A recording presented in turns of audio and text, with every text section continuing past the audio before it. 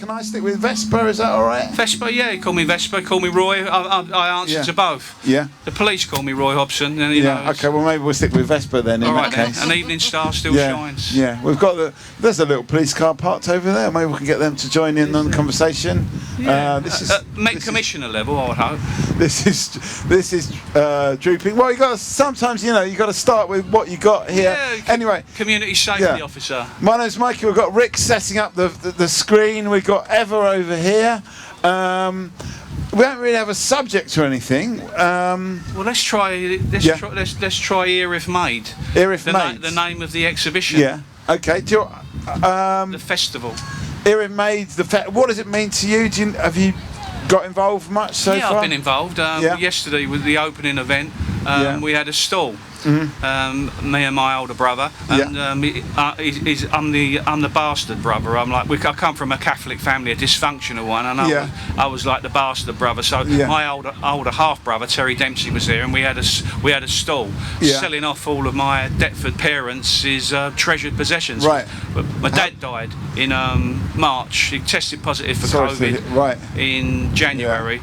January the 7th, and he died on March the 21st. So all the treasured possessions of my parents, we brought along to the exchange yesterday. Anything we didn't sell, we took down to Greenwich and Bexley Hospice, the shop in the Erith Riverside Centre.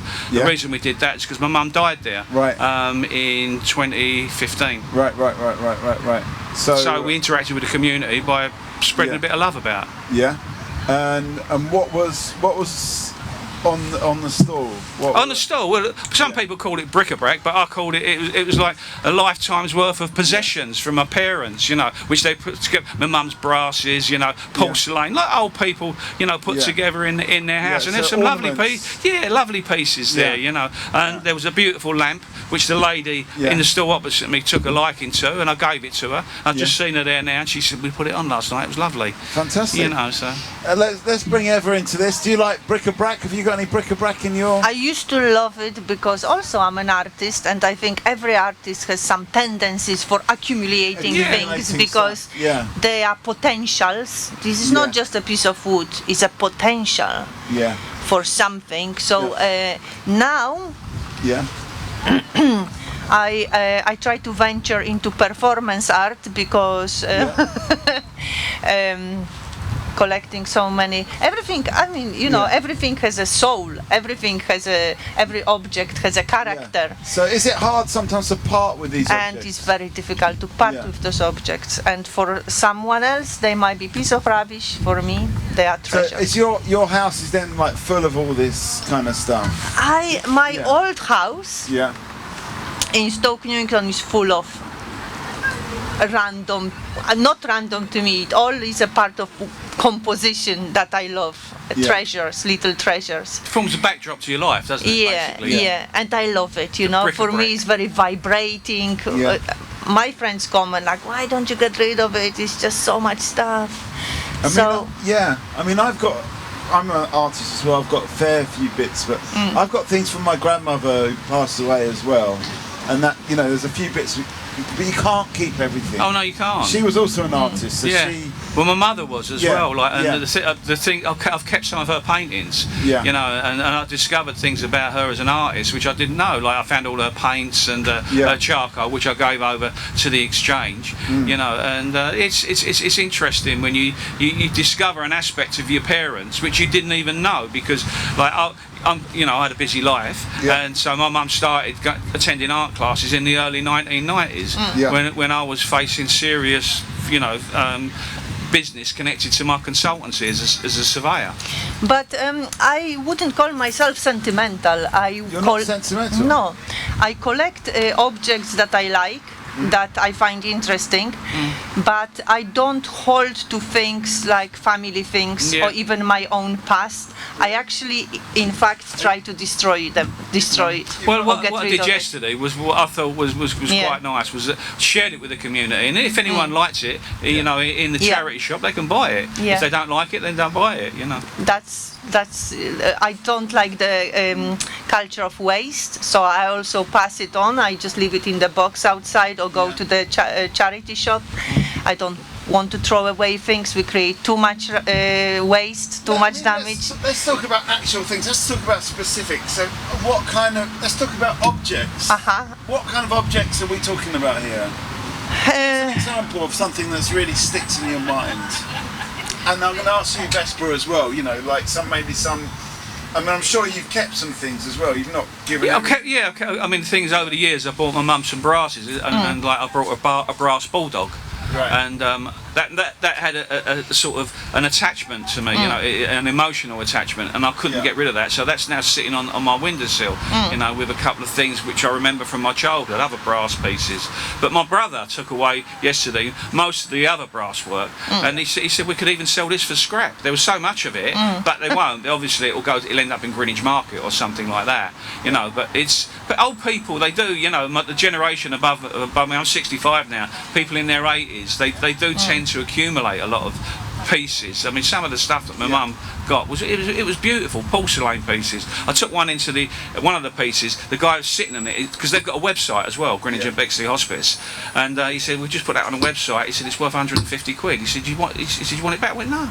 I said it's worth nothing to me. What was it? So it was a porcelain. It was porcelain. Two dogs hunting with it was a hunting scene. So it's a little tableau. Yeah. Can we get involved in this? Okay. We're talking about bric-a-brac. Have you got any bric-a-brac you want to get rid of? Not at the moment. Only the missus. Would you be interested in a porcelain hunting scene? Absolutely not.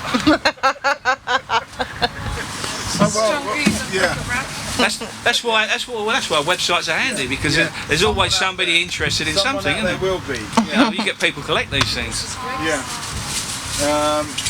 I mean, I'm interested in it, but I wouldn't necessarily want it in my house. Do you know what I mean? It's like, you know, I suppose I've got more of a minimalist thing. Luckily, in my block, I've waited about 10 years to get one, but I've got like a pram shed. Yeah. And that's where all the crap goes. Right. And my house is quite minimal. Yeah, no. Have you got paintings on the wall? I've got paintings, yeah. Well, there you go. A few from, one is from Rick. Yeah. One of Rick's works, and all different friends, and my grandmother, a couple of paintings from my grandmother. Well, there you go. We've got something in common then. We've got paintings on the wall. Yeah. But, just in case. yeah, that's it. We might just actually, I know we've only just started up, but we might just have a little lunch break, because we were going to go. They were very busy They were busy, bank holiday, okay, that's where all the people are. Do you want some chips, Roy? Not for me, thanks. No, you sure? Positive, mate. We're going to have a little break, but we Okay. are going to be, I'm very fast eater, so we'll be back in about 3.5 minutes. Okay, guys, I'm gonna have a lunch break too and go and get myself some. Let's get some final thoughts for this initial warm-up session, let's call it. Give us a final thought, Eva. The final thought is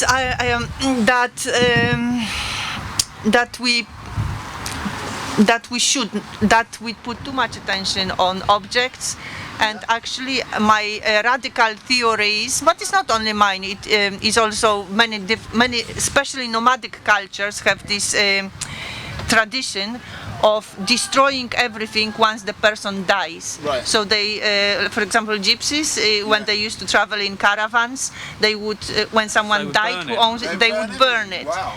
And other nomadic tribes, like for example South American tribes, they did the same. Like some big. I'm actually doing a course on Mesoamerican culture now, and I learned that if they built cities for 53 years, and after 53 years they would destroy it and start another cities to preserve talent in people, so they didn't pass on some kind of heritage, and the next generation was just. So the history of the past didn't weigh heavy on the shoulders. Every generation had a chance to express themselves, you know. I think it's fascinating, and I think it's. So I know this is a long time in the future, but when you finally pass away, do you want us to destroy it all? Please, I might be sooner than you think. Well, I hope not. Set it all on fire. Okay, and we will be back shortly, but just for this session, Roy, have you got a final thought? Yeah, well, I'm from an old South East London family, you know, and my parents were the first people in the history of the family to own their own house. Yeah. You know, at one time, people like poor people from South East London couldn't get a mortgage. Yeah. You know, so my mum and dad worked hard, and they accumulated this stuff, and it's hard work, you know, for them, and all the stuff they put together. I'm now disposing of, and it's emotional for me to do that. But we've also we've got to sell the property, and I'm now dealing with solicitors on probate and things, you know, sort of and wills and dealing with the politics between in the family of divvying everything up, and it's really stressful. But it's also interesting as well because you know it's brought me and my brother back together, working together after 50 years. You know, so he's 70 odd now, and I'm 65. But we haven't actually worked together since I was about 15. So it's actually giving you a project. Yeah. Well, he sent me a text yesterday. He said it's nice to be brothers again. Yeah. Which is, you know, which is really good. That's really nice. Anyway, that's be fantastic lucky. thoughts. We will be back. We're just going to have a quick burger break. So this is Talkaoke Pop-Up Talk Show. We are about to start. The whole way Talkaoke works is it's up to you what you want to talk about. It's really up to you. Oops, there we go. We've got lots of literature. Maybe put it under that or under that mic stand. Hello. Let's get some names around the table. So tell us your name. My name's Pam. Pam, welcome. I can say I'm a true Erithian. Erithian? Yeah. It's the exchange have come up with this name for people who are in the locality of Erith and surrounding areas. Yeah. But you can define Erithian however you want. Yeah. Even if you're here for the day. Okay, so we are temporary Erithians. We've got the temporary Erithian pass. Okay. Exactly. I was about to go around the table, but there's a bit of chewing go involved, so I'm just going to introduce Rick on the visuals. And who have we got here? Would you like to get involved in this? Yes! Yes! We pick you. No, that's a no, though. But anyway, you're welcome. We're here all afternoon. And who have we got here? Come and have a seat. 2 minutes. And we've scared one person away, but hopefully they'll be back soon. Tell us your name. My name is Margo. Hang on. Let me just turn you up. You are Mike 2. Okay, yeah. My name is Margo, and I can speak and chew with one side of my face. Okay. Like a bit like a hamster. Yeah. Exactly like that. Okay, so we've got Pam, we've got Margo, we've got Rick, I'm Mikey. Come and get involved in this. And we've got somebody rushing up to come and get involved in this as well. Tell us your name. We don't have a subject yet. We're talking a little bit about Erith and being an Erithian. Are you an Erithian? So that's where we are so far. But the whole point of Talkaoke is up to you to decide what you want to talk about. So it could be absolutely anything. We've got another face coming in. Let's give you a round of applause. You can go on to mic 4. Tell us your name. Eva, welcome. So we haven't really got a subject yet. I know that you were involved in the earlier Talkaoke session. Have you got something? I've got another face over here, so come and have a seat. Tell us your name. Give you a round of applause. Hi, I'm Colin. From the Exchange. We have got Margo, we've got Pam, we've got Eva, we've got Rick on the visuals. We've got potential cyclist action happening over there, possibly getting involved. My name's Mikey. We don't really have a subject yet. I felt like Margo was going to throw something in, but you can as well throw something in, Colin. Everybody. It's a half-formed thought, but you know how you said the people here are called Erithians? It just made me think of some kind of star sign or something like slightly out of this reality. It's a bit like an Arthurian, isn't it? There's something about him, and I was wondering whether there's something about Erith that kind of I don't know what's Erithian attitude like. What is it like? What is this kind of? What does it mean to be? What does it mean? Yeah. Erithian. What's the cool thing about being an Erithian? Would you like to hear about somebody who came here over 70 years ago? Oh my Definitely. God. Yes. Okay, so we've got Pam, we've got Margo, we've got Clara, Mike, we've got Eva here. Let's get that mic a bit closer. Tell us your names. This is Mary. Mary, welcome. I'll give you another round of applause. So we're actually, right now we're talking about, have you heard the term Erithian before? No, Erithian. Erithian. No, we haven't. As somebody from Erith, are you an Erithian? It's the first place I came to when I came to England from Ireland. Okay. That was a good many years ago. 70 odd years ago. 70 odd. Was it any different back then? Oh no, it was much the same. Okay. Yeah, much the same. And what was it like, sort of, I mean, was it kind of what you expected coming from Ireland? Was it? No, I hadn't got I didn't really know what I was going to wear, where I was going or what I was going to do. Yeah. I just asked people as I went along. Yeah. Just to make sure like that I was on the right way anyway. So what was your journey? How did you get, and where were you coming from in Ireland? County Mayo. Okay. Crowpatrick, if you've heard of it. Famous holy mountain in Ireland. Yeah. Okay. Beautiful part of the world. Yeah, Where's my holy it takes how many hours to climb? Oh, you climbed it, Mum. I did.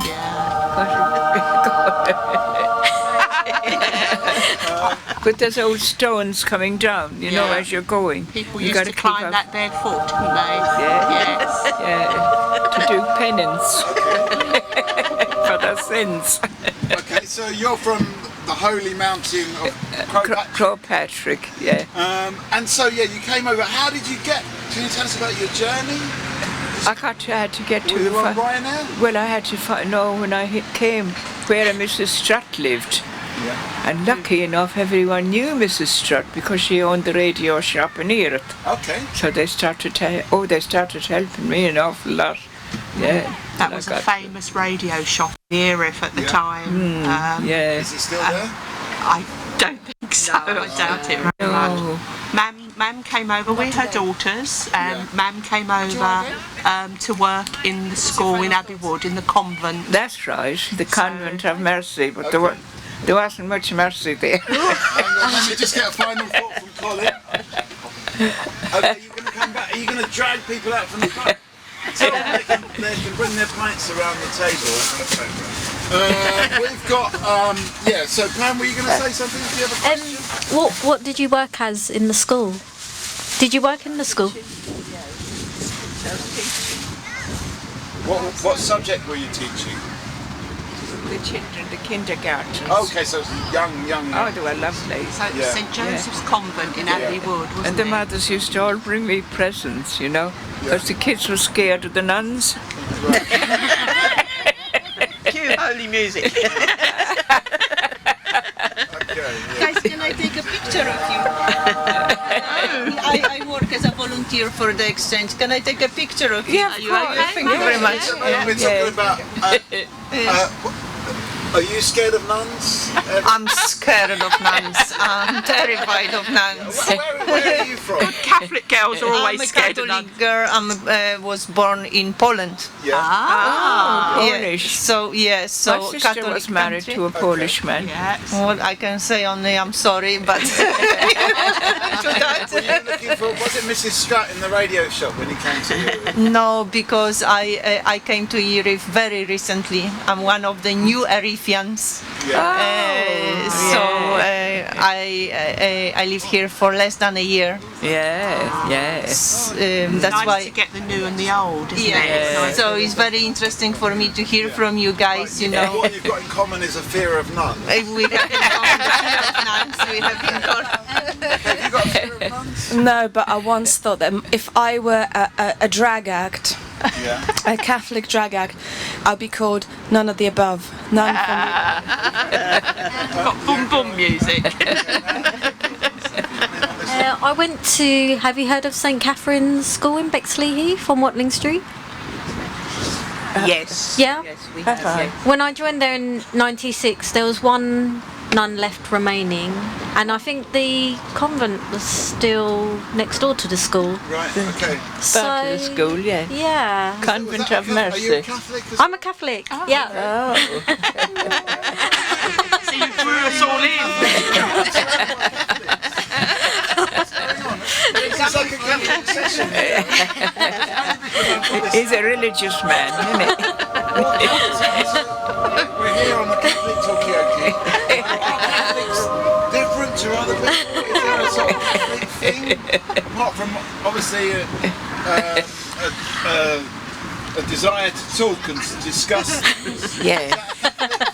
It's all that repression coming through. Blame the nuns. But I was interested when you said that Erith was the same when you came, more or less the same More as or it is less, now. yes. Yeah, Because I heard that it changed so much. It used to be it used to be a Victorian place or military base, and then there was like a lot of tower blocks, and then they were knocked down, and new development. There's a plan for new development. So I heard opposite, that there was a lot of changes. I don't know. It was more like a village when you came. Yeah, your memory's right. not how it was. There weren't all these big blocks and things. No, So it wasn't like that. No, It was more like a village. She owned the radio shop in Erith.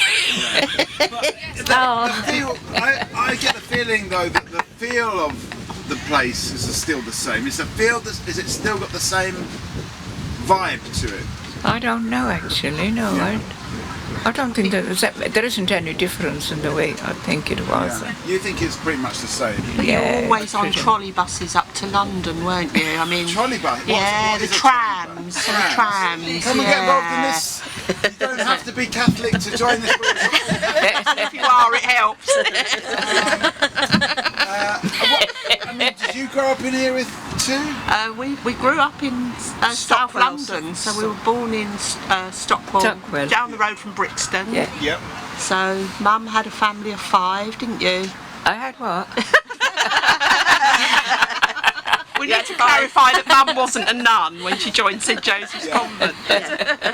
So she had 5 children, and we grew up in South London, but she always had a reminiscence about Erith because it was the first time when you got off the boat train from Ireland that you were on a train. Yeah, and she was a wonderful person, Mrs. Strutt. She helped me so well.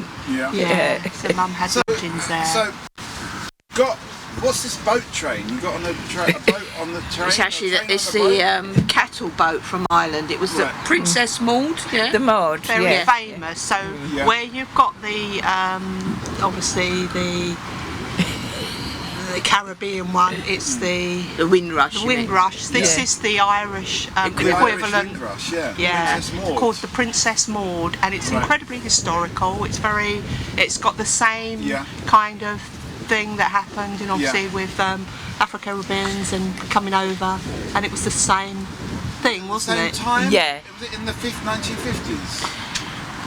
You came out. What year did you come? 47. You came over. 47. 47 to the 50s. The Princess Maud was. Wow, amazing stuff. So she was a good Catholic girl coming out of Crowpatrick Island and the big wide world of Erith. What made you decide to come to Erith? Oh, I just needed to get out and. There was no work in Ireland, was there? There was nothing in Ireland. So you got the teaching job in St Joseph's I Convent. took everything that was left. Yeah, you did. Yeah. Mum's father was a policeman, the Garda in Ireland, and he had died quite recently. So the family were dispersed and had to make their own way to try and find, work. Mum actually got both jobs. She got a job as a school in the kindergarten in St Joseph's Convent, and she also, when she'd arrived, got a job with an airline. That's right. Hadn't you? Do you remember? Yeah, I do now, but I had forgotten it all.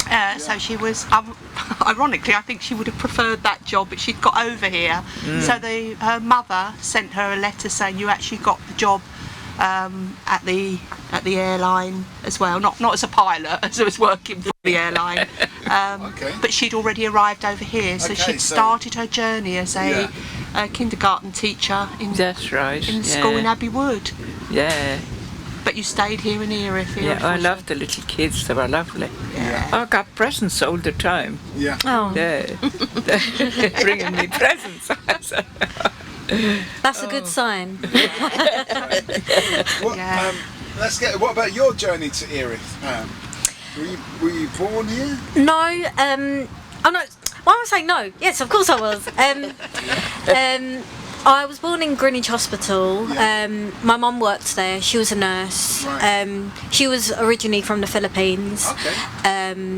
And my parents came here in 1980. Yeah. My dad was working for a British company in the Middle East, and the company was in construction, and they were moving into open the job opportunity to the UK. So my parents emigrated here in 1980, and they lived in Belvedere. So my parents were living in Belvedere when I was born, and then we moved to where I live now, at the just a stone's throw away from the town centre. So I've seen a lot of changes in Erith. Is the vibe the same? Because that's what I'm getting from Mary, that the vibe is the same. I'd say, I agree with you in that sense, in that everyone's quite like hospitable to one another. I don't know if I'm just saying that because I'm closely linked to Our Lady of the Angels Church, and it's got a nice like community vibe going on there, and I've volunteered in different community groups, so I sense along those lines that everyone's all good. I mean, there's pockets of as with everywhere, crime, and but I think it's got better over the years. I would say. Okay, so it is gradually getting better. I feel like it's a slow drift. We've had some regeneration. It looks like we might have a couple of other participants here. So this is Talkaoke Pop-Up Talk Show. We're just talking about Erith. Has Erith actually changed? Yeah. Is it essentially the same, or has the feel of it changed? Come and get involved. We have got. You get involved. I used to go. If you don't want to, but it makes me look more busy, and it probably make me warm. Shorts. It was summer. I used to go to St Fidelis Primary School, and I recognise you. I don't know if you remember me. My name's Pamela, and I was the shortest in my year. Oh! Do you remember me? Reunion. Okay, so let's just go the names again. My name's Mikey. You got Pam. Say your names again. Sorry, because I got so excited about the story, I've forgotten everyone's names. Maureen. Maureen. Sorry, Yeah, Maureen. that's right. Or Mary, as you call her. They call me. I'm Maria. And I'm Trish. Okay, so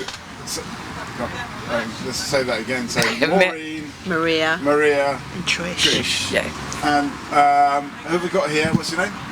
Elizabeth. Elizabeth. And or your are you like Miss something at the school? Miss. No, not now. Not now. We used to address you as Mrs. Mrs. Leaford. Mrs. Leaford back then. Yes, that's And who have we got over here? What's your name? I'm Ursula. Ursula, welcome. I'm going to give you a round of applause. And we've got another. So let me try this again. Pam, Maria, Maureen, Trish. Trish, that's right. Ursula and Elizabeth. And who have we got here? John. John, welcome. My name's Mikey and Margot.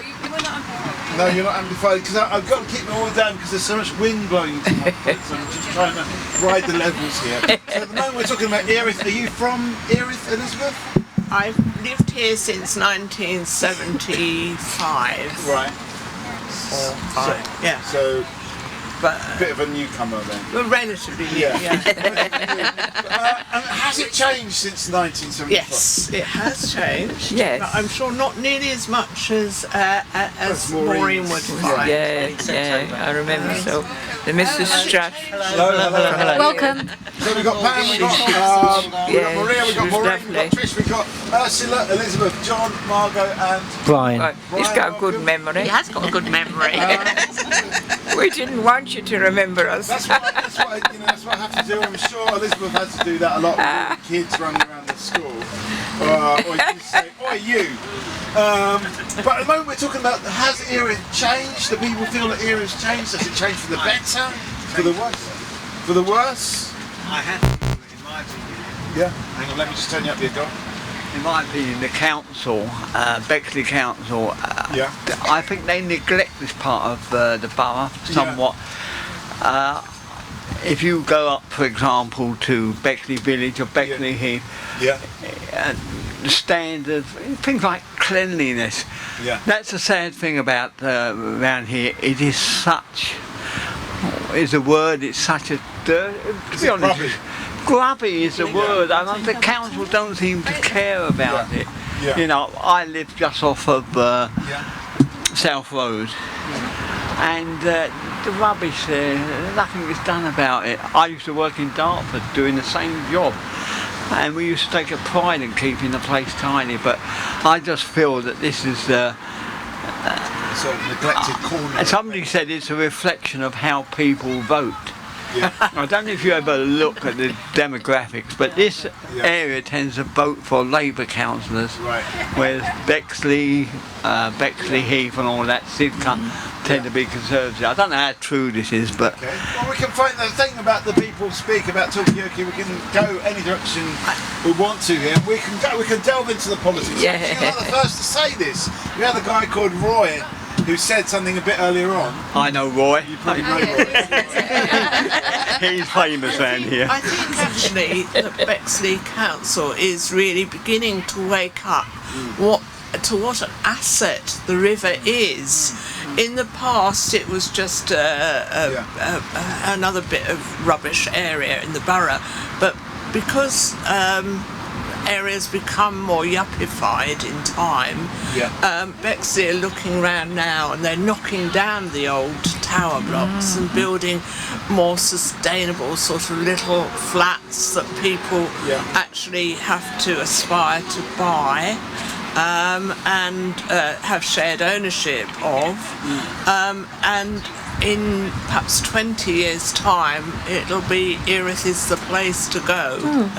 So in about 20 years time, not quite now, but in I think it's beginning. It's only very small steps at the moment. But for instance, I mean, I could envisage in a sort of dream-like state that this could be a cruise terminal here, and it could be. You've got that sound effect for everything. The cruise terminal for Erith, for London. So this could be a bit of a destination. Erith. We're talking about Erith. We've got Roy here, and somebody. It's John, isn't it? Hello, mate. John was saying that I know him from the Ark of Erith. That Bexley Council is slightly neglecting Erith because people tend to be on the other side of the political divide. Oh, we are. We are very much. Do you want to just grab Mike? Oh, yeah. Yeah, I mean, Erith Ward's got 2 Labour councillors, and we've also got a Labour MP in the constituency, Abena, Apong, Apong. Forgive me, but she. So from the waterfront point of view, and the regeneration from Deptford down to Erith, all of the councillors and all of the MPs are Labour. Why is that? But in Bexley, we're dominated by a right-wing Tory council who are connected directly to the Home Secretary, because Priti Patel is married to Alex Sawyer, one of the councillors. Right. Okay, so I mean, but one of the things that Elizabeth is saying is that Bexley Council are now waking up to the potential of the riverside, and they've seen all this development happening.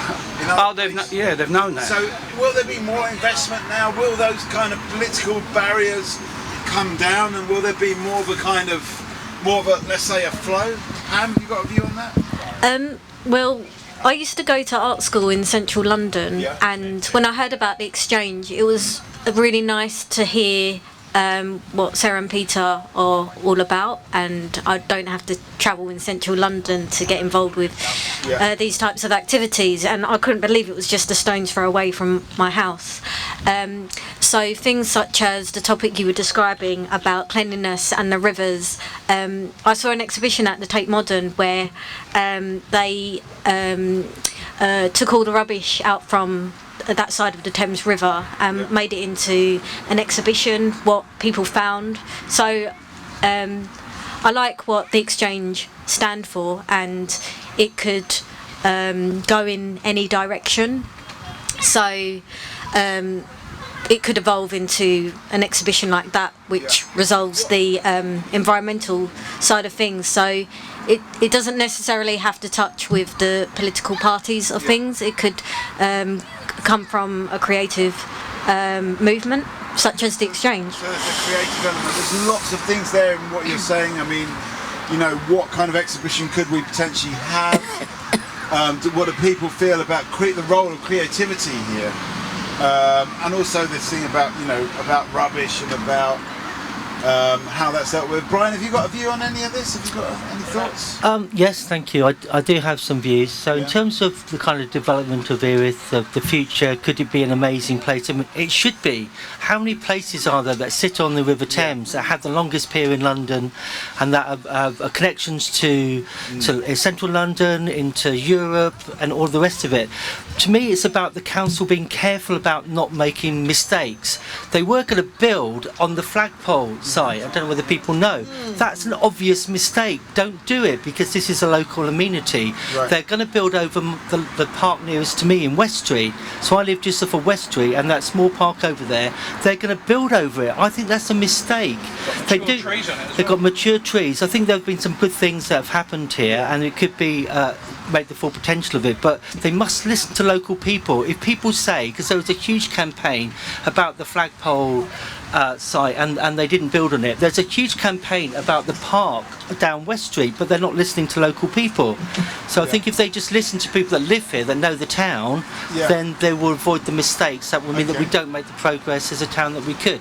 Well, hopefully they will watch this and listen to what people are saying here. Or actually, we're talking to someone from Bexley Council. Back to the council, I know this for a fact that the council a few years back done an inventory of sort of small green spaces. I know somebody who lived up near Belvedere, and there was at the end of his road a small green space, not quarter the size of this, and the council decided that they would get rid of it. They would sell it to whoever, and they could have put on there a small block of flats, and they're looking at the council, because any time you have a small green space and the council had the responsibility for the upkeep of this space, right, if it's small, why not get rid of it? And it's like your park up there. I mean, that's a tragedy that they're talking about building on there. Okay, so in a way it's maybe a little bit about cost-cutting measures. Do people feel like the council's listening to them? Come and get involved in this. I'm going to turn myself up. Come, 2 minutes. We're talking about our vision for Erith. You give us a final thought before you go, ladies. What do you think about Erith? Has it got a bright future? If it's got a bright past? I think it has. Yeah. Theatre here. Yeah. I've lived here for over 30 years, 33 years, albeit, and I must admit, I live in Belvedere. It was a commuting run up to London for work, etc. But that was a fabulous theatre. I'm sure it still is, but we're so lucky to have a theatre. We're so lucky to have this. It just needs voices, and it needs collaboration with people as well. And I'll hold my hand up if I've been a bit apathetic over the years. Are you agreeing really with Pam that the creative side is an important side? Absolutely, absolutely. And I think we've got the injection of very, up and coming very young people that really feel passionate about, where they live and what's on their doorstep.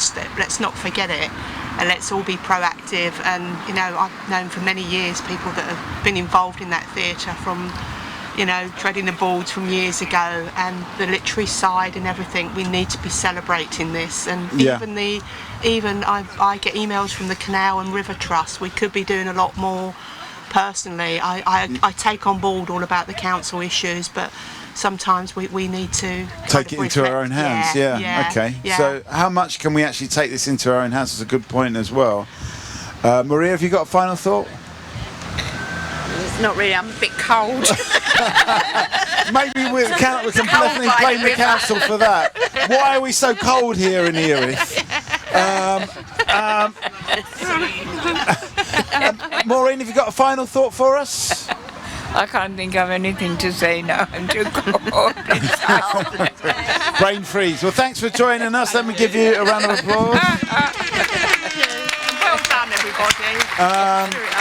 Yeah, so that's all food for thought. I think the creative side is maybe the way we want to take this. Could we be more creative? Is that also going to help, this message getting across? It feels like on this side of the table, people feel like the council's not really listening. Maybe if we were more creative in some of these messages, would that actually make it a bit louder? Yeah. I unfortunately, in some senses, after living in Erith for many, many years, I moved about 5 feet into Barnhurst. Right. And so I'm now, strictly speaking, in Barnhurst. Yeah.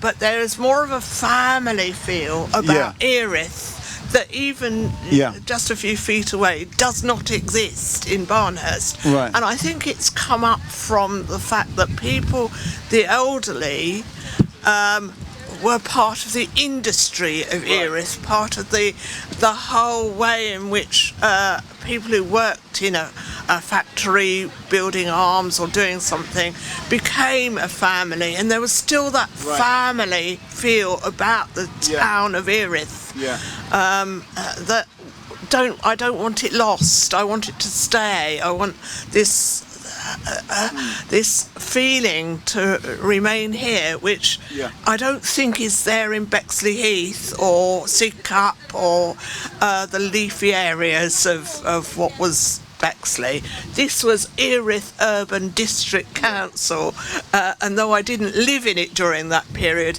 there's still a feeling that it's its own identity, and we don't want to lose it. Okay, that's fantastic. That's really good to hear. I just want to point out that Rick's been is making visuals as we go along, talking about creativity and talking about the message. This was, I don't think anyone was here, apart from you ever. This is about, at the time, starting off, I was surrounded by Catholics. Yeah. You were here as well, Pam, weren't you? So this is like... We are still surrounded by Catholics. Erith is quite a Catholic place then. Yeah. Yes, that's what we were talking about to begin with. Rick's probably working on the next visuals now. Where do we want to go? Do we want to talk about this family element of Erith? Do we want to talk about the creativity, or maybe those things are mixed? I don't know. They are mixed, yes. And I think the river could be utilised more as well. Yeah, definitely. Ursula, how would you use the river? What when you say it could be used more? It'd be quite nice to have, the option of transport. Commuting, absolutely. So river transport up the river. Yeah. Where would you like to go to on a boat up the river? Anywhere, north or south, east or west. We could go. We could go to the coast. We could go. Yeah. If you went back long enough, you could get a boat from Erith to Southend. They used to have trips. Yes. Yeah. And now we have from Gravesend.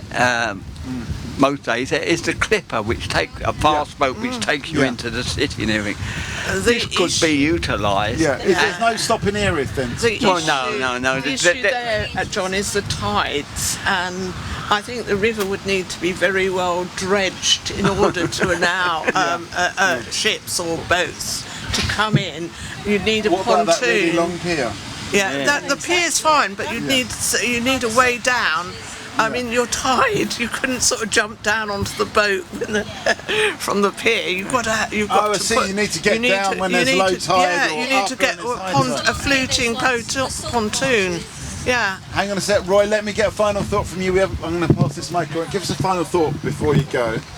A final thought. It's been an interesting weekend, an interactive weekend, and meeting people like you as sort of, I think, sort of widens the perspective for all of us. You know, it's good. But just going back to the council, it's a very, very Tory-led council. Teresa O'Neill, who's the leader of the council, turned around to me and told me that my legal case against the government is above her pay grade, which I think is disgraceful. Right. You know, to have the leader of a local council saying that a professional's work is above her pay grade, what hope is there for anybody else? John Austin, the former MP for Erith, referred my case to the Home Secretary in 2010. Theresa May, who was the Home Secretary, refused to meet with us. So the people of Erith are not being represented at the highest level. Right. Okay.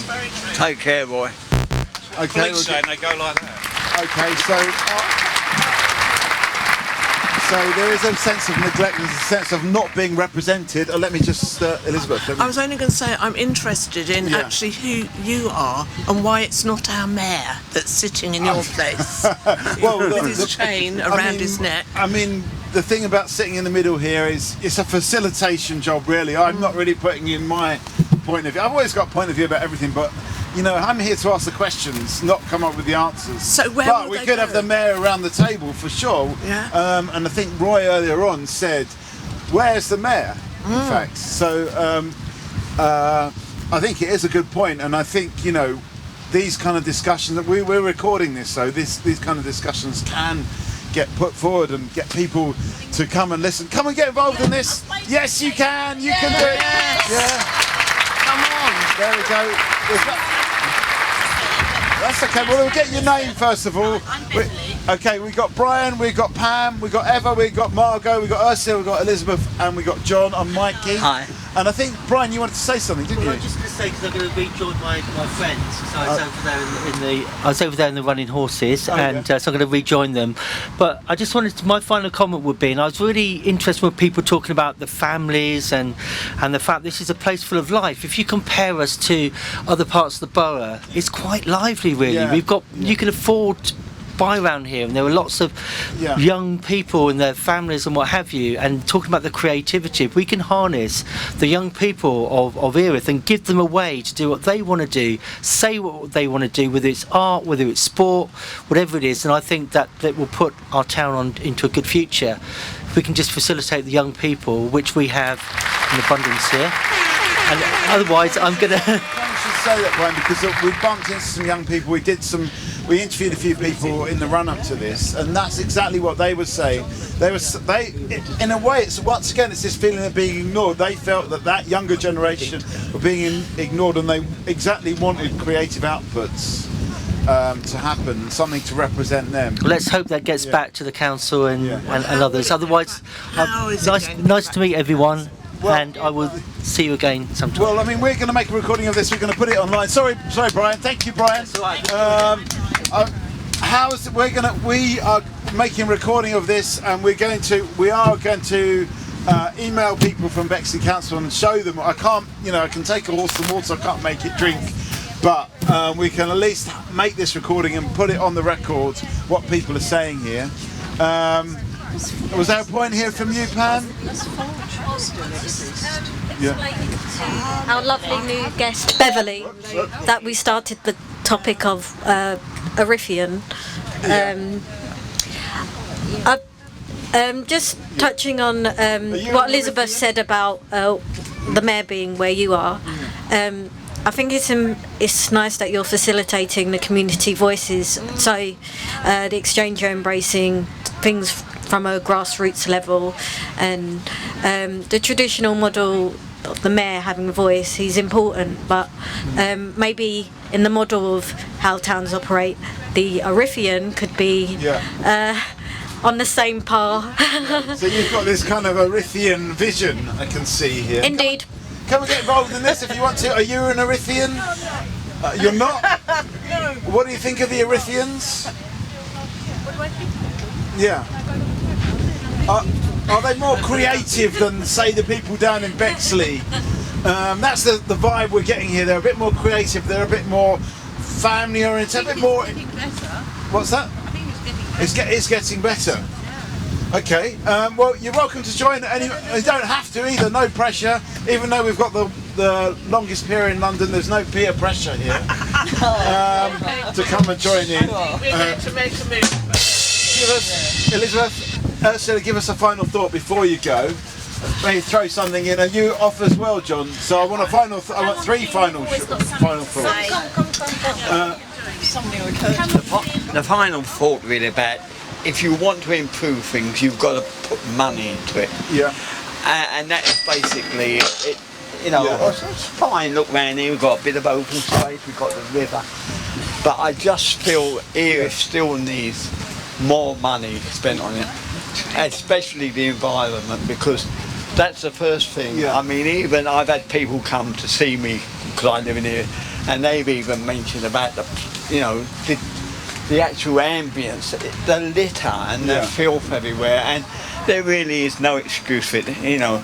Question. Yeah. But how do you think we can get people to kind of take responsibility for the area? Because I think you mentioned earlier on about pride, like being proud of the area. I mean, how do we get people to become proud of it? Like, what does it take to be proud of your area? There was a study done a number of years ago in America about graffiti and litter, and I think it was in New York, and the mayor at the time said that if you leave litter, say, in a road and do nothing about it, what happens is more litter gets put down. If you go and clear that litter up, it's possible that it won't happen. And it's the same here. I'm talking about, it's not even litter, a lot of it. I mean, where I live, it's people actually dumping their rubbish in the bushes and things like that. And that is the most, you look behind you, that's the most important thing the council have got to do. And once you start doing that, perhaps the people who live here will then realise that it's not all right to throw my McDonald's cup in the bushes or whatever. Anyway, I leave it there. Okay, thanks very much. Thank you. I think that we do need a change of council. Okay. Change of council. Do you mean actually like Erith having its own council and separating from Bexley? Oh yeah, absolutely. It's done a little visual there behind us. That would be a good idea if we had our own council going back to Erith District Urban District Council, not part of the London Borough of Bexley. An alternative to that is to perhaps make it bigger, if you like, and join up with Greenwich. Okay, maybe we could have a link with Greenwich. Or even Bromley. Could we actually, join hands with Greenwich? It would definitely make... Well, we'd have to be... We could go back into the original, be part of Kent. Be part of Kent? Ursula, you did give us a final thought. Just picking up on the link, Erith and Greenwich, we both sit on the river. So that could be could there be a collaboration or something. A river body that, or whatever you call it. Fish. Could it be a fish related thing? An official. Official fish link. thing. Okay, we've got a new face on the table. Tell us your name. Bye. I was going to say girls. Thank you very much. Give you a round of applause. Okay, tell us your name on mic 2. Hi, I'm Mai. Mai, welcome. Thank you. And we've got Beverly, we've got Pam, we've got Eva. That's it at the moment. Whoa. It's me, sorry, it's me, yes, it's me. What I'm trying to do here today is ride the mics because we've got a lot of wind coming in, and when we have the recording it will sound like we're on top of Mount Everest. Very seaside. So at the moment we're talking about, it's mostly about this connection between sort of politics and creativity, and a lot of people in this area don't feel like they're listened to by the politicians, they don't feel they're represented, but they feel like they're creative. They feel like they're creative people. Grab the mic. Say it into the mic, Eva. The first person that I met. Hang on, let me turn you up. Hang on here. Yeah, go on, say that again. Okay, so the first person that I met when I came to Erith was Beverly. Yes. We were setting up a greenhouse together, and they make me very welcome straight away. And I remember feeling that it was the greenhouse effect. Greenhouse effect. Yeah. Yeah. Very funny. Yeah. But I lived in Stoke Newington in Hackney for 12 years now, and I don't feel like I have the same kind of sense of community like I do in Erith, although I am hardly ever here. So there is something very nice Erith here. Does better than Stoke Newington in Hackney. Beverly, my question. I was just going to ask you: is it Erith or Erith? There's a question. Okay. Who knows? On the train you say Erith, and I go by the train. I think everybody is just following what the announcer person on the train. Do they say Erith or They Erith? say Erith. They say Erith. Okay. That's what the tannoy says. But is it Erith? Erith. Surely it's up to you, isn't it? It's like a bit like this tomato, yeah. thing. Does it really, you know? Some people say Erith, some people say Erith. It's Earth.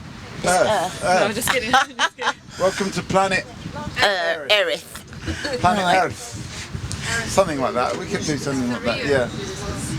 Anyway, where are we going to go with this conversation? It's up to you. My job in the middle is simply just to enthuse and facilitate and try and mentally project a feeling of warmth. So I just want to ask. Yeah, go on. Away from. Yeah. Talking, just. Yeah. Sorry, what's your name? My name's Mikey. Sorry, I didn't say that. Are you local? Are you local? Well, actually, look, I don't know. I've got my own mic. Well, I don't know. I'm actually from this area. I'm from Gravesend, actually, where the Clipper does depart and goes straight past Erith on the way to London. But I've these days I'm based in Poplar in East London. But so I haven't really. Yeah, I don't really. I haven't been around here since I was a teenager, really, which is a long time ago. I just want to just hear about you and what you do. Yeah. So what is your actual role? This is something that you just. We see ourselves as artists, and we're artist facilitators. We're actually visualising the conversation as we go on, and our actual concern is actually about today. It's actually about public art, because we're trying to get a sense of the vibe here. And could you have an emergent piece of public art coming from I mean, we've already talked a little bit about what Erith is about, the creativity, family, and that kind of thing. So yeah, go on. When you're talking about art, you're talking about sculptures. You're talking about what are you defining as art in Erith or in the Bexley Borough? I'm not really defining it. I'm letting other people define it myself. I'm not going to define it, but maybe someone. We've got Eva, who's a declared artist. What is art, and what are you defining as public art? Come on, give us a hand here, because I'm stuck in the middle of the table here. Well, this is a conversation that I don't think was resolved in any way. There are debates about it, what it means, public art, who owns public space, and obviously, this is public space, let's say. Yeah. But we have to ask permission from the council and pay a lot of money to use it. Do you? So No. Oh, sorry. No. Anyway, we have to ask permission. We don't have an actual permission. Cut it out. Editing. Edit. But generally, you do need to get permission and pay. Yeah, we do. I have to say, for squatters' rights. So is it public when we have to? I mean, do you need permission for it to be art? I mean, there was a mention earlier on about graffiti, and therefore street art, which generally doesn't have permission. Does it need to have permission to be art? Does it need? Some people would say that graffiti makes a community look untidy, and then some people can appreciate graffiti art, grime art, or whatever it is. But where do we want it? Where do we want to see it? What's your stand on it? My stand on it is that some graffiti I've seen is absolutely beautiful, and then the tagging, I think it's the tagging that causes a lot of people offence. But some of the graffiti art that I've seen, the flowers, the murals, is beautiful. But then again, some people will see it as making the area look untidy. So where's the happy medium? That's what I'm saying about art. What kind of art? Graffiti art, sculptures. What sort of art would you like to see, Beverly? I love sculptures. Yeah. And I love all sorts of art. Contemporary art. I'm really. It'd be nice to have sort of like different sculptures. Almost like a sort of like a rotating sculpture or something. Doesn't like have to be rotating, but just something just to brighten up the area. When and I mean also, I don't mean it's actually physically turning. I mean different sculptures at different times. But again, things like that bring people into the area, don't they? And sculptures that have meaning. Yeah. Go on. I'll bring back. Trafalgar Square. The plimps. Yeah. Something like that. Yeah. Could you have like a fifth plinth in Erith, for example? Or but could it be plimps throughout the boroughs, throughout the different boroughs? Do they just have to be in central London, which to some people is inaccessible? Yeah. Yeah. Okay, come and have a seat on this. At the moment we're talking about Erith. Is Erith represented? We've heard that it's not really represented because it's a kind of, it's a red Labour area in a blue Tory borough, and is it really being represented? We've heard about. Actually, Erith's a creative place, and the creativity is what's going to make their voice a bit louder. Now we're talking about public art and what kind of art could represent the area. So we've got Margot, we've got Eva, we've got Pam, we've got Beverly, we've got Mai. Tell us what your name is. Anonymous. Anonymous, okay. My name's Mikey, and he's an Erithian. Yeah. Are you? Do you feel anonymous? Yes. You do. Why? And let me just move this. You believe it or not, I was there, running horses. Yes. Yeah. On the top floor. Yes. Yeah. I came to listen. What they call shanty. Okay. Shanty. Yeah. Music. Yeah. So I was just going to I was going to walk. I saw this thing. I couldn't understand what the hell they're doing here. Are they really doing sea shanty? Shanty is sailors used to sing. Yes. Yeah. You know it? Oh, there's actually there's two rules on Talkaoke, by the way. No fighting, no singing. I've got to say that. It's very important. Okay. Although we did break the rules the other day. It was quite nice. Yeah. They what happened? The sailors used to do singing while they are rowing. Okay. So it was. So I know the area, and also I know this area very well. My union is based here, Erith. We actually had some union people earlier on, but you missed them. So hopefully they'll be back. And the reason is very poor. This area is there's no industry. It was the industrial place. Right. Yeah. The factory disappeared. The workers lost their job. And are you talking about Vickers, the Vickers factory? Yes, that's right. Was it ammunition, Vickers? I can't remember. What did Vickers do? Was it ammunition? Yes. Right, okay. I think Pam, you had a question with you, or was it? No. No, okay. Apologies. It's just my resting face. Okay. So where do we want to go with this conversation? Is it a creative area? You've got a question, Margaret? I just saying. Okay, can we go from Beverly and then to you? I was just saying, you're asking if it's a creative area and what kind of people live here. Yeah. From my experience, or before I moved into the borough, Erith was always renowned and known for very low white working class community. Over the last few years, I think I've seen the changes that it's becoming. Well, one thing is good for now that the prices are still quite low, so you're getting a lot of people moving from central London out into, are we called a suburb now? Is Erith called a suburb now? Yeah. And affordable housing, but it seems to me that the housing that is going up is becoming less and less affordable and more boxy. Right. So you've got some parts of Erith where you've got the original traditional Victorian Edwardian houses, beautiful architecture, but we just seem to be building just lots of block square buildings, little brick buildings, and is more like this one here. That's it, yeah. So is Erith now losing its character? Okay. And what kind of people are going to make Erith? You're saying like the young people are moving in, the young people feel out of place, but are they really being kicked out by people that have got higher incomes, that have got more money, that are more affluential and buying up cheaper properties in the area? Very good question. I just want to point out there's Rick's been doing the visuals here. He's visualised, I think this is rather than the Thames clipper, this is like, someone made a comment earlier on that we could have a cruise terminal. But I thought they were putting a terminal down at Greenwich. What happened to the Greenwich terminal? Is it there? For the cruise liners. Look, there's a visual there. Yeah.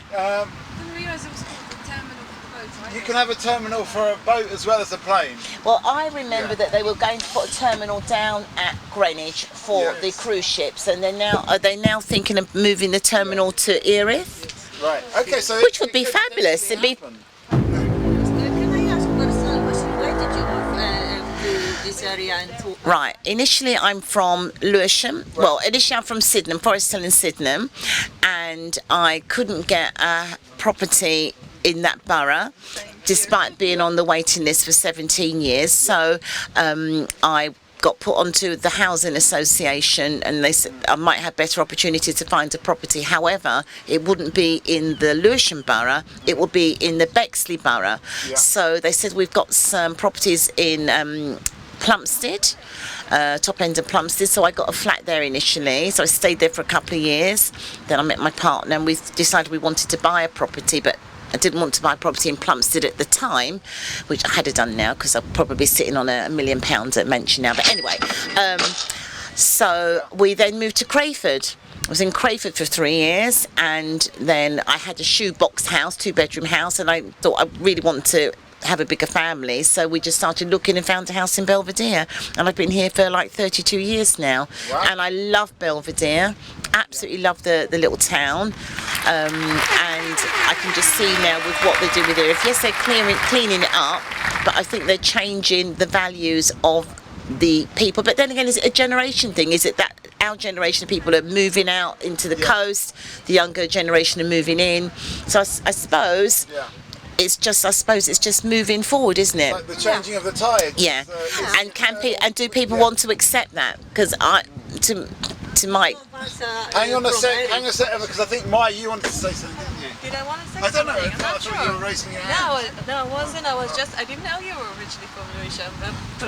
They're Sydenham Forest Hill. That's Lewisham Borough. It'd be the Lewisham Borough, but that's till I was about 22 and then moved out here. Yeah. I think there's quite a lot of people we've talked to.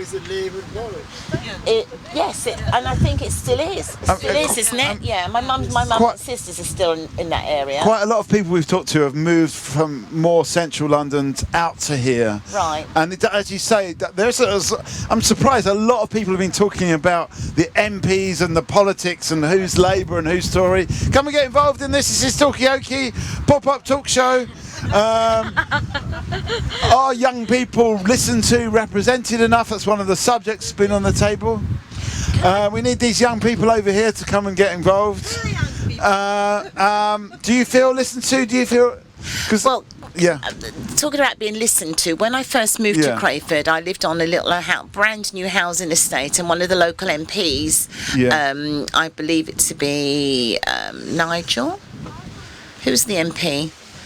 One of the MPs. Anyway. Yeah. We'll call him Nigel. We'll call him Nigel. For now. Bexley. Hang on, so let's just find out this story from Beverly, and we've got another new face as well. And this particular MP actually had his main home in Brentwood. Right. And we used to love getting the News Shopper, the local newspaper, giving everybody information about what was happening and everything along those lines. But because he wasn't there all the time, he actually stopped the local papers being delivered to the area, or in particular that street, because obviously when he was going there, his house was just like full of papers. Right. And that is, I think, an abuse really, because at the end of the day, everybody that was your local paper. You found out what was happening, but because one person didn't like his house being filled with papers because he wasn't there every single day of the week, right? He stopped the papers being delivered. Okay, we've got a new face to the table. We've got Margot, we've got Eva, we've got Pam, we've got Beverly, we've got Mai. anonymous, and tell us your name on mic 1. Now everyone's going to know it's Anonymous, me, 'cause second I've got anonymous. such a distinctive voice. Okay. No. Okay, we've got a question over here from you. It's just what Beverly was saying. Just made me think of my boyfriend shared with me an article last night about Michael Gove. Right. Rocking up in on some Strictly, kind of, Strictly Come Dancing. No, in a club in Aberdeen, and he said, "I'm not going to pay for to enter this club, even though it's £5, because I'm such and such buddy, whatever his title is now, I don't know." Yeah, I think he's. And then anyway, I think it looked like a stitch up, because there's like videos of him dancing to different songs and people taking pictures with him. He was off his rocker. It's quite funny. But what I was actually going to say earlier about public art, it feels like there's a lot of, I didn't realise about this kind of like political involvement in Erith, all these kind of issues with the council and people having like really strong views, and I wonder whether the future public art in Erith could kind of, I don't know, create some kind of, I don't know, rotating slogan. Could it? I mean, yeah. Like Could it actually? Could it embrace these kind of political discussions and actually work with it rather than just kind of bury it under the carpet? Because it clearly is. We've heard a lot about the here we're here in the borough of Bexley, but this area is a Labour area, and people feel like that's meant that's why there's not been much investment in this area, and it is a thing. But could it be actually something that we weave into a piece of art? Could that difference of opinion actually be part of a piece of public art? That's what I think. What you're saying, isn't it, Margot? Kind of, yeah. Yeah. Yeah. The voices of the people aren't being heard. The voices of the people aren't being heard because if the council are overridingly Tory and you've got like Labour, high Labour percentage here, they're just going to go with who is in control. But don't they have a responsibility, Beverly, for the whole constituency? They have a responsibility, but at the end of the day, what goes is they make those decisions. It doesn't matter what you say, how you protest. I think we should go and tag, graffiti tag the houses of the local MPs, and that way they would listen. Yeah, okay. We should go and do it. No, I'm half joking only because, I'm really picking up that there is a divide and people are not listening. And the people over there, they may be hearing my voice, I don't know. But this is Talkaoke. You're welcome to join for 5 seconds or 5 hours. Although probably not 5 hours today. Mike, you got a point over here, yeah? From what I know, Erith has this independent spirit or legacy of kind of it used to be the borough. Erith was its own borough and it had its own electricity. So I'm thinking instead of kind of going to politicians and tag them and get them to do what they want, this is about people doing for themselves. But so Republic of Erith. That's the point that Elizabeth made before as well, that do we actually need the politicians to make this happen? Are we relying too much on what the council is doing? Are we not doing enough ourselves? I think this Anonymous has something to say about that. Number one.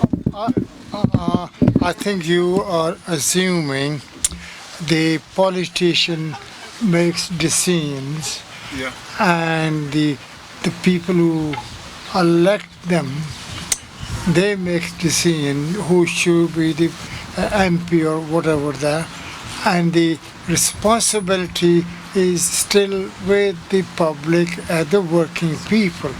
If they are not active and they are the one who paying their salaries and the taxes, everything. So therefore it should be the different approach. Because you're here earlier on talking about the councils. I had the opportunity working for the council, 10 years, 15 years, and I can tell you they only working on the behalf of the central government. Central government gives them money. And who runs the central government? So you think it's more about who's running the main government? Yeah, main. So therefore, concentration should be away. and thinking as a working people what we can achieve it.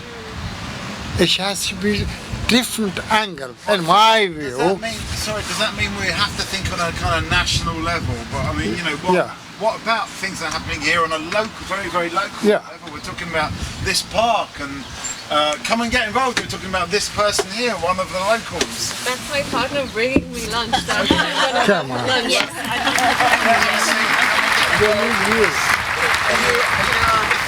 Hang on.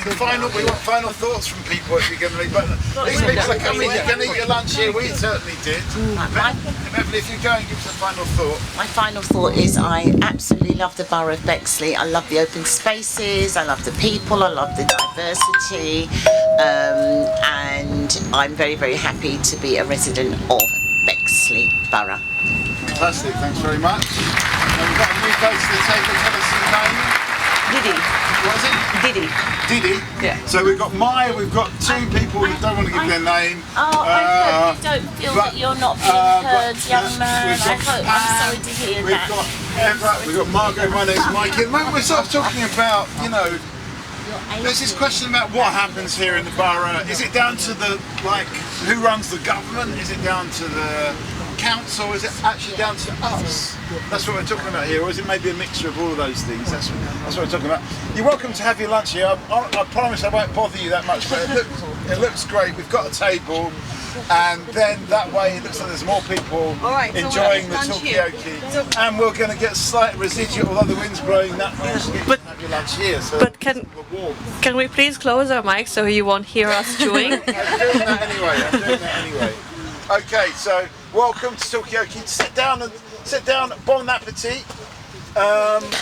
Where are we going to go with this conversation? I've met someone who works on the council for Labour, and she's really supportive of the creative outlets in Erith. So what the elderly gentleman was saying before, I don't know, he's experienced a different side to things to me, and maybe I'm just a biased Labour supporter. What you're saying is that actually the local council can have an influence? Yeah, from my experience of them. Yeah. I've met them personally at different events and know some of them personally, and I think it's nice that they've engaged with different community groups, but to mobilise Erith in the way that some residents want it to be mobilised, I don't know. Is that something you're in favour of too? Do you think we could be a bit more active here in Erith, or we could be a bit more?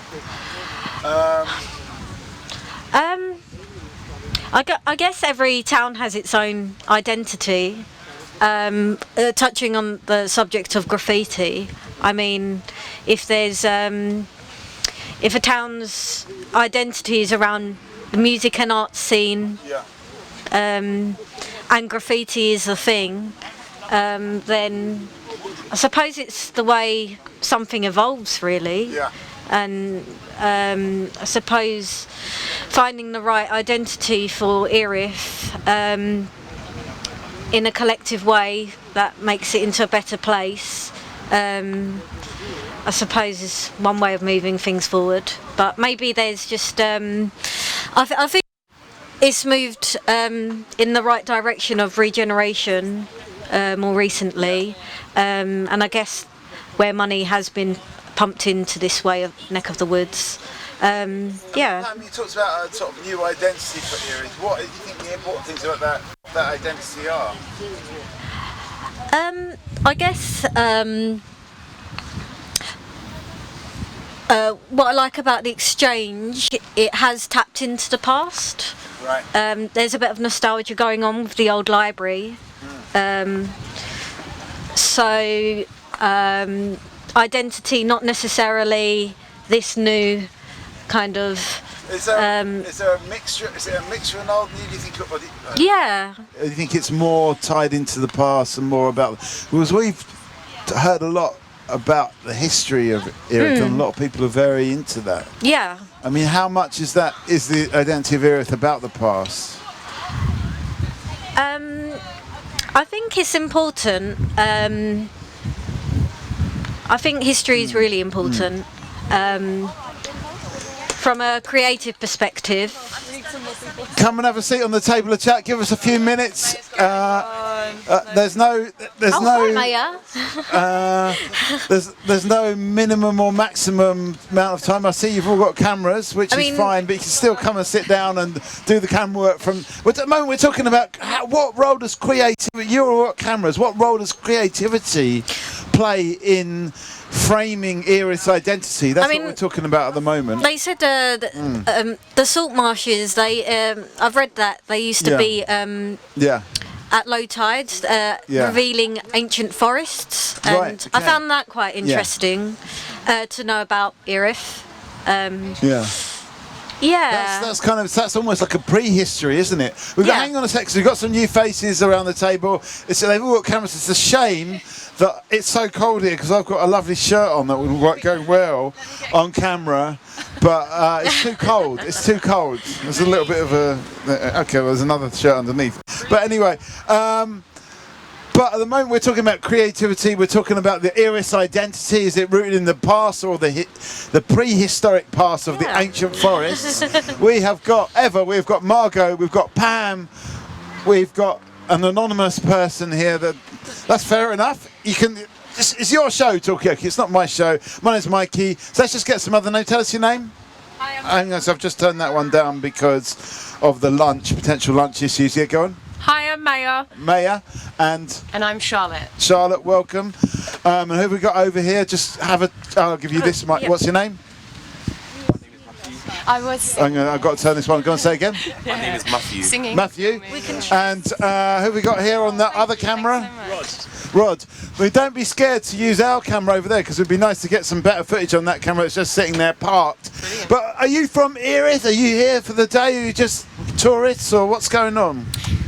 So we're residents and we're actually filming a documentary for the Exchange over the whole weekend. Okay. So the cameras and everything is because I'm covering the 3-day event. Right. And hopefully in about 2 months' time we'll be putting out some episodes that kind of cover Erith and what people have experienced over the weekend and what they want to see in their area. Well, we've actually got some footage you might be interested in. Yes. Just centred around the Fish Roundabout.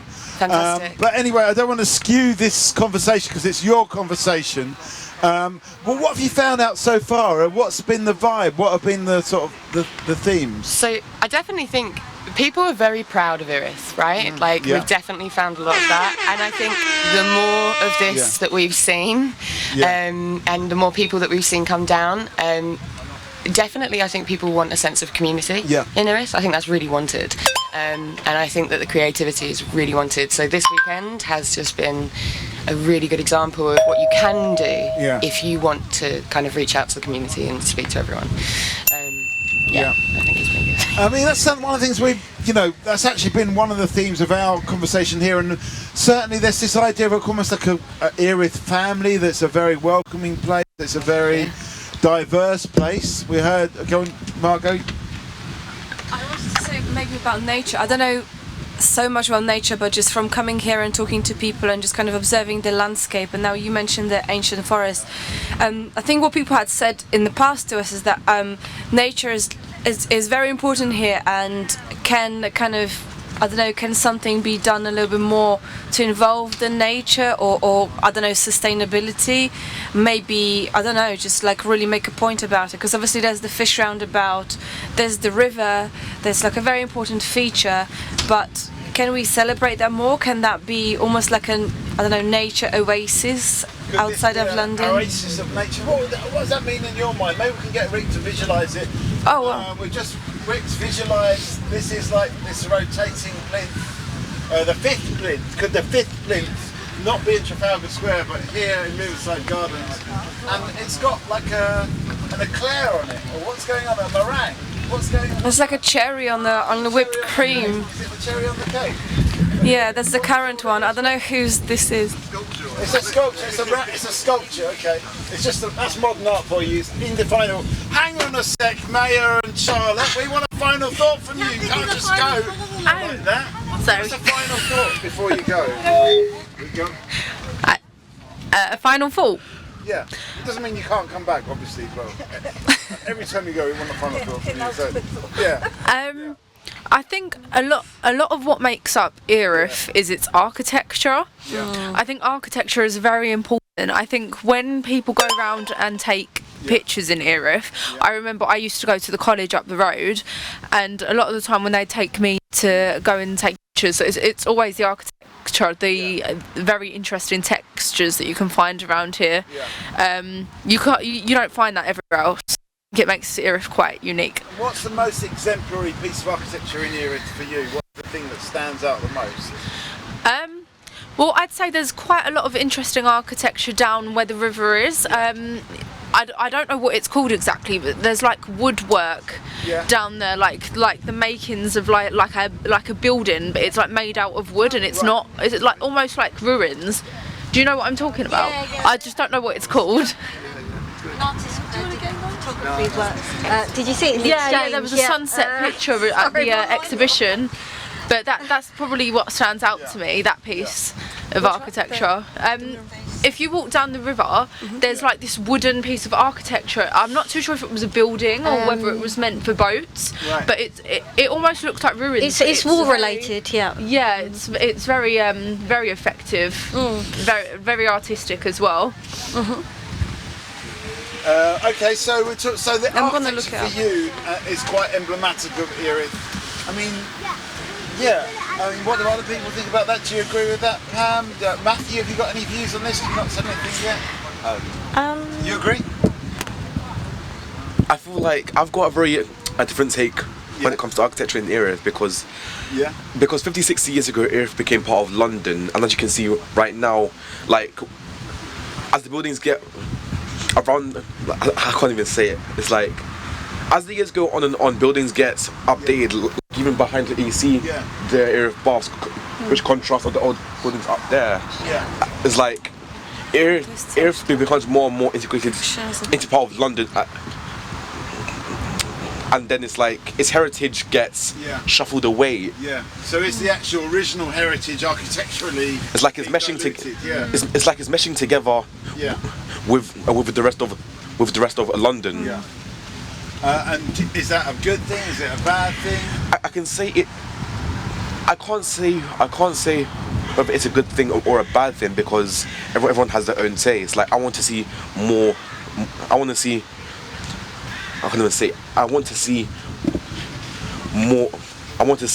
see more modern stuff. While others prefer Erith as the old market sounds. So in a way, there's an advantage to both. It's more about the identity. Okay, give us a final thought before you go. Well, I wasn't in at the beginning of the conversation. Yeah, well, nobody here was, so don't worry about that. So, I don't know, I think good things are happening here, like the sort of festival that everybody sang in yesterday, so I think that's great, but I don't really know much about it, so. Okay. I mean, do you get a good vibe though from Erith? Yeah. I mean, are you more interested in the history or the future for Erith? Probably the future. Okay, future. That's... okay, so where do we want to go with this conversation? Margot, you've got a point? Yeah. I was just the old library. There's more information about the events today. Oh, okay. Okay, you go on. I'm just riffing off the point that Matthew made about the architecture, kind of old and new, because I think sometimes, like, you know, maybe old architecture could be, like, it is beautiful, but maybe it's not very functional if you want to like live here, or, you know, and current architecture can be also very good. And it just made me think of this sculpture in Tower Hamlets Park, was it Rachel Whiteread, the episode Inside Our House? Oh yeah. Right, so she filled the inside of the house with concrete, and I wonder whether, you know, we could, I mean, I don't know, is there a way of kind of preserving the old buildings but kind of like building the livable parts around it, but you come in, it's like old, but the I think it was called Ghost or something. Yeah. I feel like that also happens around the capital as well. Like when you go to St. Pancras, when you go inside, the building looks very old-fashioned. How it was like many years ago. Once you enter inside, it's also modern. There's elevators, like escalators, like all around the building. There's shops inside and out. So it is possible to kind of merge it and make it functional and preserve the history. Either or, it could actually be the both of those things. Eva, you had a point as well. I wanted to also maybe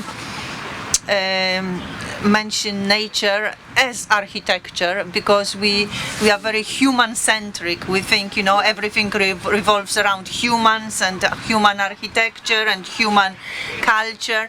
But let's not forget that we are part of many different forms of being, of living, and maybe we can think of river as architecture, maybe we can think of landscape as also part of architecture that we are part of, and we should consider, you know, is I wish maybe to get a little bit for our society, our times, to get outside of this human-centric obsession. Yeah, are we to focus on? I mean, most of the chat so far today has been about humans. Yeah. There's been very little plant or animal chat. Well, what I found interesting about Erith, that is. That this is a place where you can start to feel the sea. You know, it's like already plants and animals are in between the salt water and sweet water, and plants that grow in sweet waters and salt waters. I found this border line very interesting, you know, very interesting place. And that's Erith. Erith is that. It's where the salt water meets the. Yeah, and you know, it's kind of on the border of the city and the countryside. And is it Kent? Is it London? Is it, you know? So is it new? Is it old? Is it new? Is it old? And I think maybe that's the key, you know, this kind of. This kind of liminality, let's say. That's a word that artists like, liminality. Is it a liminal space? Shame Maya's gone now, because she would have liked that. Maya, if you're watching my liminal. Anyway, go on. No, nothing. I was just, I think it's a really brilliant way of thinking about it, and I didn't realise about this border, the kind of sweet and salty water and all that kind of stuff. But but the question is, like, are we ever able at this stage in 2021, where the world is kind of heading for general like collapse, are we able to think, like, can we undo this? Can we stop thinking about humans as the main thing? I mean, what would that look like? I mean, do you personally want to see a more of a nature-centred rather than human-centred approach? I mean, yeah, but not just in the arts, not just in how we use the public spaces, but like how we organize our governments and political systems and economy. Right. Because otherwise, like, you know, I may have a preference, and by the way, this is Talkaoke, it's a pop-up talk show, and you're welcome to join, talking about public art. Are you Erithians? Yes, we are. Oh, come and let us know. Come and have your say. What is the identity of Erith? Is it about the old? Join for 5 seconds. Is it about you can do it. You can do it. The city. A bit of both. And you can rest your legs, because I can see that you guys have been shopping. Yeah. I think you can have a little break. Yeah. Please sit down. Come and grab a few. We've got Margot, we've got Matthew, we've got Pam, we've got Eva. Tell us, 2 minutes. Give us come around this side. Come on to mic 2. Shelter from rain. We were talking about elements as a. Yeah. So tell us your name. I'm Tony. Tony, welcome. And who have we got here? I'm Kim. Kim and John. We're just talking. It's been the whole. This is Talkaoke pop-up talk show, and we just go from subject to subject. a lot of the chat started off about people feel that Erith isn't really listened to by the politicians, but it's got its very strong identity itself. It's got a kind of creative feel, it's got a family feel. Is it something we can build on to make Erith a better place? Could we use the creativity, the inherent creativity of Erith as a place for public art? And then ever more recently it's been talking about, well, actually we're ignoring nature, we're thinking of things from a very human perspective, but what about all the nature that's around us? And we're kind of like on the edge of nature, between the city and the river, or between the sea, the fresh water and the salt waters. That's what we're talking about at the moment. I don't know. Definitely, I think all of those things. You know, where there's a will, there's a way. When you can inspire people, show the potential, get everyone involved in different projects, get them to put in their input, their ideas, and see what is Erith for you? Is it, you know, if I say to you Erith, let's play word association. So Erith. South East London. But I mean, has it got its own identity as a place? Is it different? Well, shamefully, this is the first time I've been here. I'm a tourist. I'm a South East London tourist. Tourist, I'm a tourist. There's a lot of South East Londoners here. I'm from South West London. From let me just divide. From where in South West London? Have you heard of a place called Kingston? It's also on the Thames. Yes, definitely. He's not local. Have you got any League of Gentlemen music? So what brought you to Erith then? Why come here? Well, I'm just visiting. I'm just visiting. So I've had a tour around the town. And I'm quite astounded by the variation in buildings and scenery. And there's kind of like a peacefulness, like a sort of like an industrial edginess. Almost like a bleakness, but not in a bad way, in a sort of like a space feeling way. So like compared with central London, it could be like quite crowded and overwhelming. Here you've got great potential, I think, you know, and like you say, getting community people involved and sharing ideas, sharing potential, seeing what people want to do, providing ideas, perhaps showing people what could be, giving them a future sort of vision, and then inspiring them and collaborating to get them to sort of build it for themselves. Tony, I think you summed up our whole day here today. In a couple of sentences, so that's pretty good. So are you two more local? Yes, we've lived. Did you have to use your powers of persuasion to get Tony to come to? No, it was much easier than that. We've lived here for a few years, and we've always found that Erith in particular Erith compared to other towns in like the southeast of London, it feels like, in a weird way, it's like a town of like a bygone era. Obviously we used to have like the docks and like industrialisation, and it feels like it's a town that's not quite sure whether to be stuck in the past or to step into the future. And it's something that we've had as like a conversation point quite a few times actually, which is that due to the way things were planned, say 100 years ago, it's made it incredibly difficult for the town to stay updated and attractive to like the 21st century. Like there's so much potential alongside the river and the pier, however it feels like there's just not quite the space to do anything unless you're willing to uproot thousands of people from their homes, which isn't ideal at all. So but I mean, I think what you were saying, Eva, is that that's actually the sort of strength of Erith, and that's the identity of Erith. My impression, I'm not from here, but my impression of Erith is, as I said, the borderline is a borderline place in between, as I said, the city and the countryside, salt water, sweet water, old and new, brutalist architecture and Victorian architecture.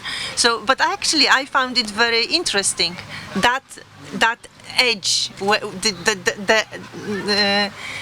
sort of interface. Yes, yeah. I take it as interesting point to be. This not giving itself a label we are this or we are that. You know, we are both. How to be many. Okay, well, just the hot off the press, Rick's hacked into Bexley Council's plans for Erith High Street, and this is what he's got, which is, yeah, I don't know what you think about that. That's part of the master plan there.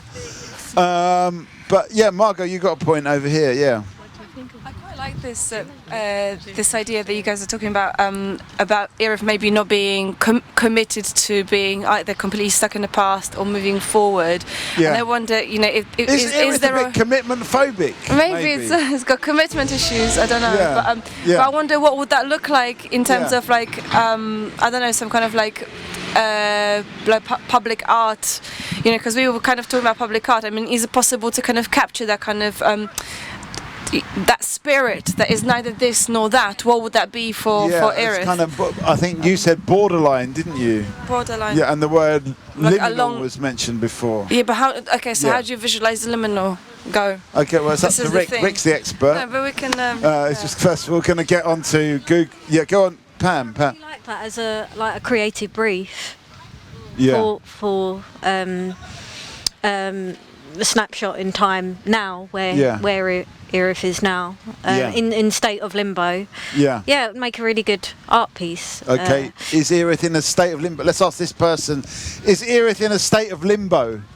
What do you think? Limbo. It's like, come here, we'll give you a round of applause. We've got Margot, we've got Anonymous, we've got Matthew, we've got Pam, what was it again? John, that's right, and Kim and Tony and Eva and Mikey. We're sort of talking about, tell us your name? My name is Christina. Christina, welcome. At the moment, we're talking about Erith, and we're talking about, you know, Erith's a very creative place, but it's a kind of borderline place. It's between the fresh water of the River Thames and London and the salt water of Gravesend, and it's between the nature of the fish and the ancient forests and the big urban city. So it's sort of between. It's a kind of between place. That's what we mean really by limbo. But limbo can also refer to a kind of a dance where you have to get under a stick without putting your hands down. But in a way, it's kind of where Erith is, in a sort of teetering. It's kind of teetering, almost falling over, but not quite. That's where Erith is at the moment. How do we represent this in terms of art is really the question I think that we're saying right now. I think that's the beauty of Erith. Yeah. The fact that it has so much nature. Yeah. And there's a city part as well. There's stunning sunsets in here. I don't know if you guys are local and you get to see them. If you stand over there, the sunset is over there. Yeah. It's brilliant every night when it's sunny. Yeah, when it's sunny. Maybe we won't get such a good one tonight, but we're always hopeful. We can be hopeful that we may get a sunset. Have you witnessed the sunset of Erith, Tony? Only in photographs. Only photographically. So it's more of a myth to you than a reality. It's a myth in which I believe. Yeah, you believe it. Yes. Kim, have you experienced a sunset We have multiple times actually. I've got some videos as well actually. Are you the one posting the videos online?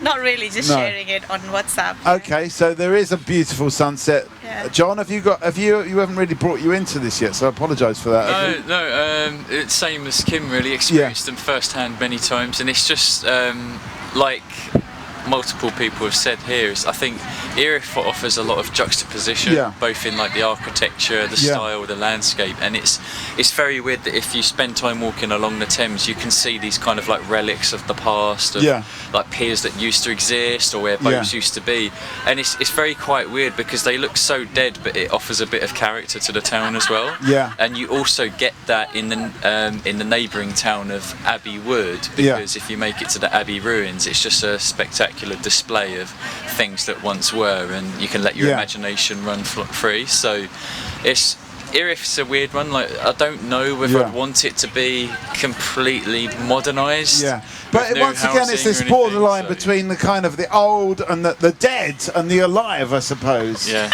But you know, unlike say Rome, ancient Rome, it's not overwhelming. It's just a little bit here and there. Yeah. But Have you got a point as well? I know, it's very inspirational. It feels like material for a documentary. Yeah. Well, there's some people, they've gone now. Matthew's one of this team of making the documentary, but the rest of your crew has gone. Come and get involved in this. We're talking about the identity of Erith. Is it a borderline place? The borderline between fresh water and salt water, between working class labour unionists and true blue Tories. We're just on the border between these. We were talking about this earlier on. The border between old and new, between nature and the city. What do you think of it? Are you from Erith? I mean, what do you think of Erith? Is it improving? Is it getting worse? A bit of both? Is it tough? Is it? It could be need to improve. Yeah. Come and join us. Just tell us how you want to see it. Okay, look, Margot's coming with a mic. Hang on. Yeah. Good in English. We are Italian. In Italiano. It's difficult for us to follow English. Yeah. Okay, so Erith. We are following. Bene? Bene or no bene? Okay. Yeah. So, yeah. Viene, per piacere. It's 10 years we live here. Yeah. But we saw it went worse and worse. Yeah. It got better.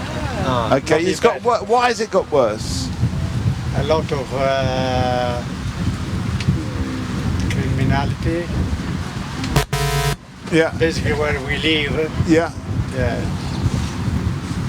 No, it's not good. It's too much crime happening. Yes. Okay. Yes. I mean, just so Rick, can you just flick back one visual? Was there a question here from? Yeah. Anonymous. Question. Yeah. Why it's gone down because of asylum seekers or immigrants recently arrived here.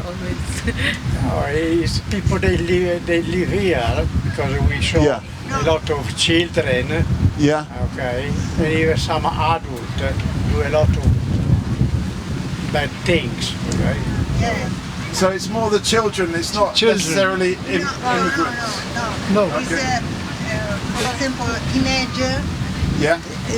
Often they come in the property to do broken cars in the it's difficult. Yeah. But and people they sleep in the garage. Yeah. Okay. So you don't feel safe. Teenager causing up. No, teenager, but even adults, we don't feel safe enough. Okay, so if you're can I just ask you what Rick's made visualise this piece of art for Riverside? Would that help? Do you think that would make Erith a better place? Pardon? Now we get people abandon this area. It would actually make it look more like Trafalgar Square. Would it make it look better? What is that? Is that a flyer? Yeah. Yeah. I don't know. What do you think? Yeah. Yes. Okay. Yeah. So maybe it would help. Okay. Yeah. Okay. Good. So well done, Rick. That's been given the thumbs up, I think, by everybody. I mean, that's Rick's just come up with that. Just obviously that can be worked on. But that's just like an initial idea. Yeah. But if you do nice things, then other people they should take and keep.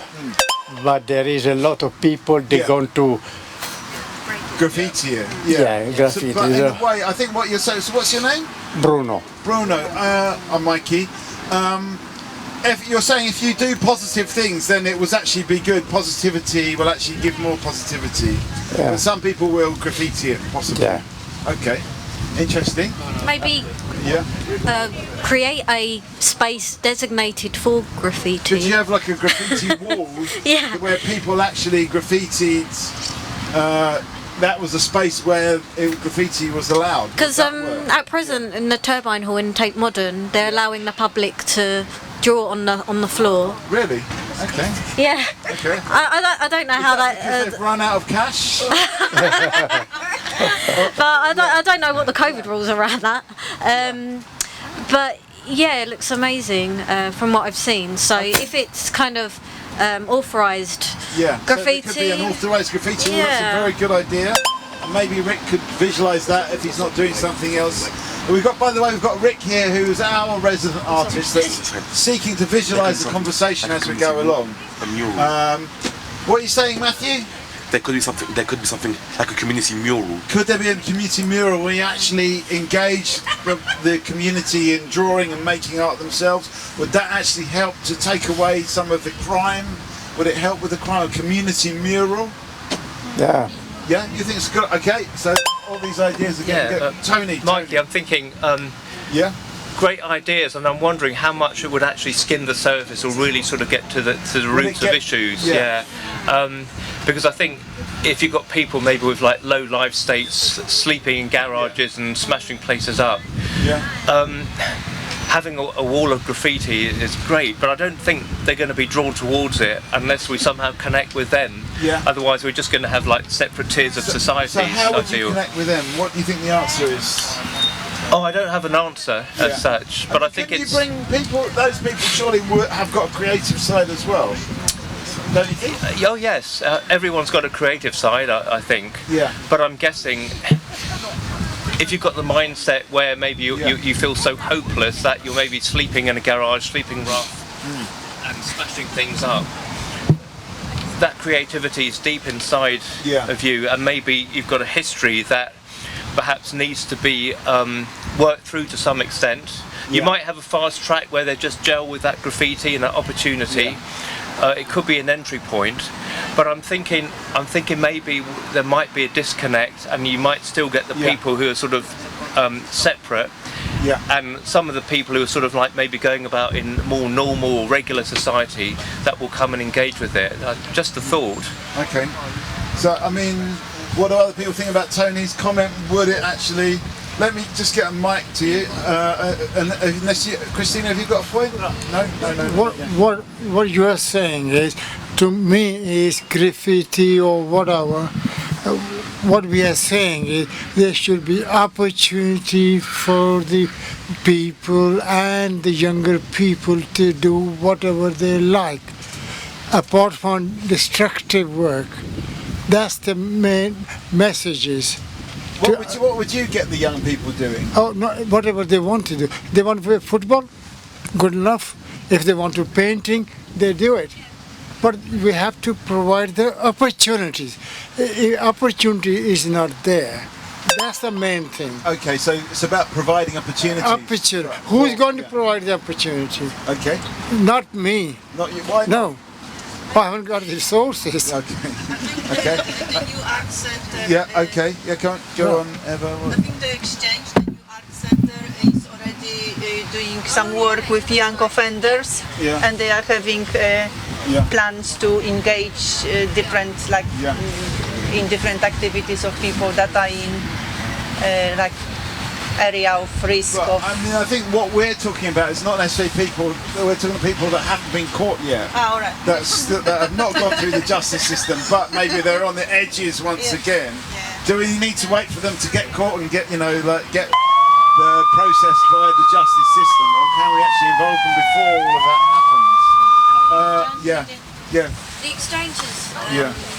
Ideal in the sense that it doesn't just focus on culture and creativity, but they're prepared to listen to different voices of the community, and then a chance for partnership working that's never... Thank you for inviting me. Molte grazie. Thank you. Let's get some final thoughts. What do you think about all of this? Christina, come on. We've heard from Bruno and Mrs. Bruno. Katia. Well, Christina, give us a final thought before you go. And grab the mic as well. Look, you've got this. Either of Are you these coming two. back? You know where the old library is, the exchange? Yeah. I think that's a great idea what they've done. Okay. Yeah, come. Give us a final thought. I would say the opportunities are very important, especially for young people. But on the same time, I think ambition is more important, because even if there's no opportunity in there, if you're ambitious enough, you can create it for yourself. How do you stimulate ambition? I would like to know that too. Okay. That is the... Probably set goals higher and higher. Some people I would say, if you have a goal and then you reach it, you should be happy and stay there and just enjoy it. Yeah. I usually tend to have another one and another one. Some people will say this is greedy, but this is I would say this is evolution and growing, because you can't stop once that you get what you want. It's good to go for more. Okay, so in a way it's about starting the process, sparking the ambition, and then it will gradually grow. Me personally, I always start when I'm on my lowest point. Yeah. I never start doing something good when I am good. Okay, so in a way you need to have a challenge, some kind of challenge. Yeah. Okay, and what are your ambitions? My ambitions. Yeah. Your ambition to be famous? No. My ambition I think would be to be relaxed, that I don't have to worry about rent and everyday bills. Okay, so it's about being financially stable and secure. First of all, and second, to have my own family. I suppose this is where everything starts to build from a family. Once that you feel secured in a comfort of a family, then you feel confident to go for more, and you know you're grounded somewhere. Anyways. Okay, well thanks very much. Thanks for getting involved. Hopefully we'll see you again. So it's interesting, food for thought. Where do we want to go from here? It's kind of up to you. Matthew had yeah, come on, let me turn you up. There's a point from Matthew. I think there was also a point from you, John, wasn't there? Yeah, you wanted to say something. Go. So, yeah. I have an idea which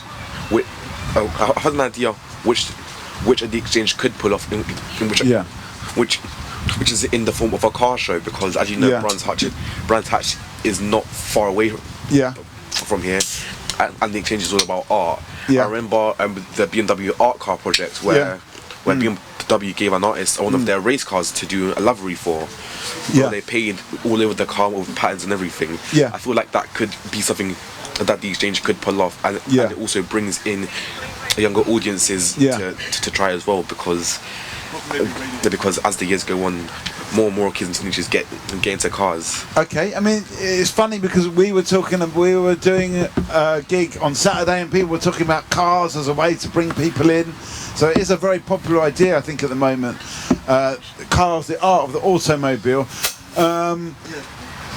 And what about, did you have a point as well, John? Because I saw you raise your finger a few minutes ago. I think that's a really interesting suggestion, because the economy of Erith is really based on people having to drive. If people don't have cars, they kind of don't have jobs. So I think that's actually kind of beautiful in terms of tying things together. But there's a point I wanted to make about community in general, which is that I think Erith has suffered from maybe not having the voice of the community heard that much. Like it, a century ago, when a lot of the high street was being rebuilt, there was a lot of uproar because the initial high street was torn down, and then the way it was rebuilt was something that residents really didn't like. And it's resulted in a town that is now stuck with the way it is. It actually can't redo the high street again, and I think that's something that's holding the town back. But I think as for like opportunities for people to, engage with society or have a creative outlet, I think that's something that is great, but we really need the council to push that as an agenda. So the exchange is a fantastic project. It's repurposing what was the old library. However, how many residents really know about the exchange? Like, what can the council do to raise the profile of it so more people can get engaged? I think that's something that should be considered going forward. I mean, that's a really good point, and funny you should say about this. There is certainly a feeling in Erith, and we've heard it all day from when we started at 1 o'clock, about people feeling they're not really being listened to in Erith, and they feel like they're kind of ignored, that decisions are made above them And I think that's the idea that's very prevalent in this area. In an odd way, I feel like that is the history of Erith. I think that's been a running theme ever since the towns began, and I'm not too sure how that can really change, but that's also the thing that created this, what it is now, this juxtaposition, the old versus new, the fresh and old, and I think it's just something that is so now kind of embedded into the character of Erith that maybe the people that live here, the residents, don't really know how to change that. Maybe it's become such a strong part of identity that it's almost become set in stone. It's like the mould has been made, and hang on. Let me just turn you up with this very important point, the fish point. Are people just drifting like dead fish? Dead fish down the river? Is it? What do you think? From what I got today, from hearing what people were saying, I feel like there is a lot of passion, but maybe there isn't any one thing that everyone can get behind. But I think Erith identity, or just kind of realizing that people do want similar things, can be something that people kind of galvanize behind. But also, I think if people are coming here and they're struggling, or maybe they're up to some criminal activity, maybe creating something, I don't know, something that they like can be good. I mean, could the art be something that people can get behind in Erith? I don't know. Or is it just like adding more to, should we be resolving different issues, not put any extra public art in? I don't know. There's another point I think from Matthew. Do you want to just grab that mic again, Matthew? One of the point I want to say is part to what John said, where people don't know much about the exchange, but I feel like when it comes to Erith as a whole, not many people know about Erith at all, because it's so closed off from the rest of the capital, where it's like it's turned like Erith is now its own thing, like it's now separate. And also extends like little islands. It also extends. It also extends to Bexley in general. Like in Greenwich, you're able to go to East London really easily from the DLR. Northwest London on the Underground. In Bromley, there's the tram link. You're able to go to Wimbledon really easily, but Erith doesn't have those stuff to bring people into Erith. Well, I think it's the same point that John made, that you have to have a car to get around, and then you're kind of stuck in traffic. So you've not got those kind of. There's not much you can do to actually get here. Go and anonymous. I think John, you made a very good point, and I start thinking. First thing is to what we lost, what you're saying is lost, and how you can recover from that situation. And what we can do is start with put on the piece of paper what was there, what we gone. For example, industry, for example, jobs, and that also created communities. If you don't have that, you don't have a community. Therefore, the way to write it down. I mean, do you have to have jobs to have a community? Yes. I mean, kind of. The community only came about because of that. Okay, we're going to get a final thought from these guys before they go. One last thought. Come on, Tony, you've given us some I think we've got some starting points. Yes. And we could move forward with those. Yeah, absolutely. I think it's keeping them Sorry, building. I turned up the wrong one. Say that again, because we all know. I think we've got some starting points. So we've got maybe using potentially art and cars and some sort of creativity to engage people, but also reaching out to people. Not necessarily having to go through the justice system, that's one route, but direct engagement with people, just like today. And finding out what we can do collectively together. So it's a starting point. I think important to keep the momentum, not let your project fizzle out, and bring events like this to get more people on board. Yeah, well, hopefully we're going to be coming back later on. We're going to sort of kind of ferment and gestate, or whatever the metaphor is. We're going to stew on this for a little while and come back with some suggestions and some answers. Kim, John, have you got a final thought for us? No, just a quick thought that this is actually a wonderful thing that you guys are doing. Actually, this is kind of like a miniature forum for the people to express their opinions in a way that I think they don't believe the council recognise. So really appreciate you guys doing this. Hopefully this can spark some inspiration for a more collaborative effort between council members and residents to actually kind of build a vision of Erith together. Well, thank you, John, thanks for joining us. Kim, have you got a final thought? I think that's really it, I guess. Okay. Yeah. Just concurring with the other two there. And we've got a new face here at the table. Thank you, guys. Tell us your name. We've got Margot, we've got Eva, that's Tony, Kim and John that are just leaving us. We've got Matthew, we've got two people that don't want to give their names. You don't have to give your name. My name's Mikey. I'll turn myself up as well. Tell us your name if you want to. My name's Graham. Graham, welcome. And we've sort of been talking about Erith. I mean, there's been an interesting conversation, people's different takes on Erith, but we're starting to get a bit of a picture of Erith and some of its strengths and maybe its weaknesses as well. Some of the things about the place. I mean, one of the angles we're kind of honing in on is this idea of creativity. That Erith actually is quite a creative place, but how does it have a channel really to express itself, and is it a kind of borderline place? And we also talked about the new and the old, the history and the future.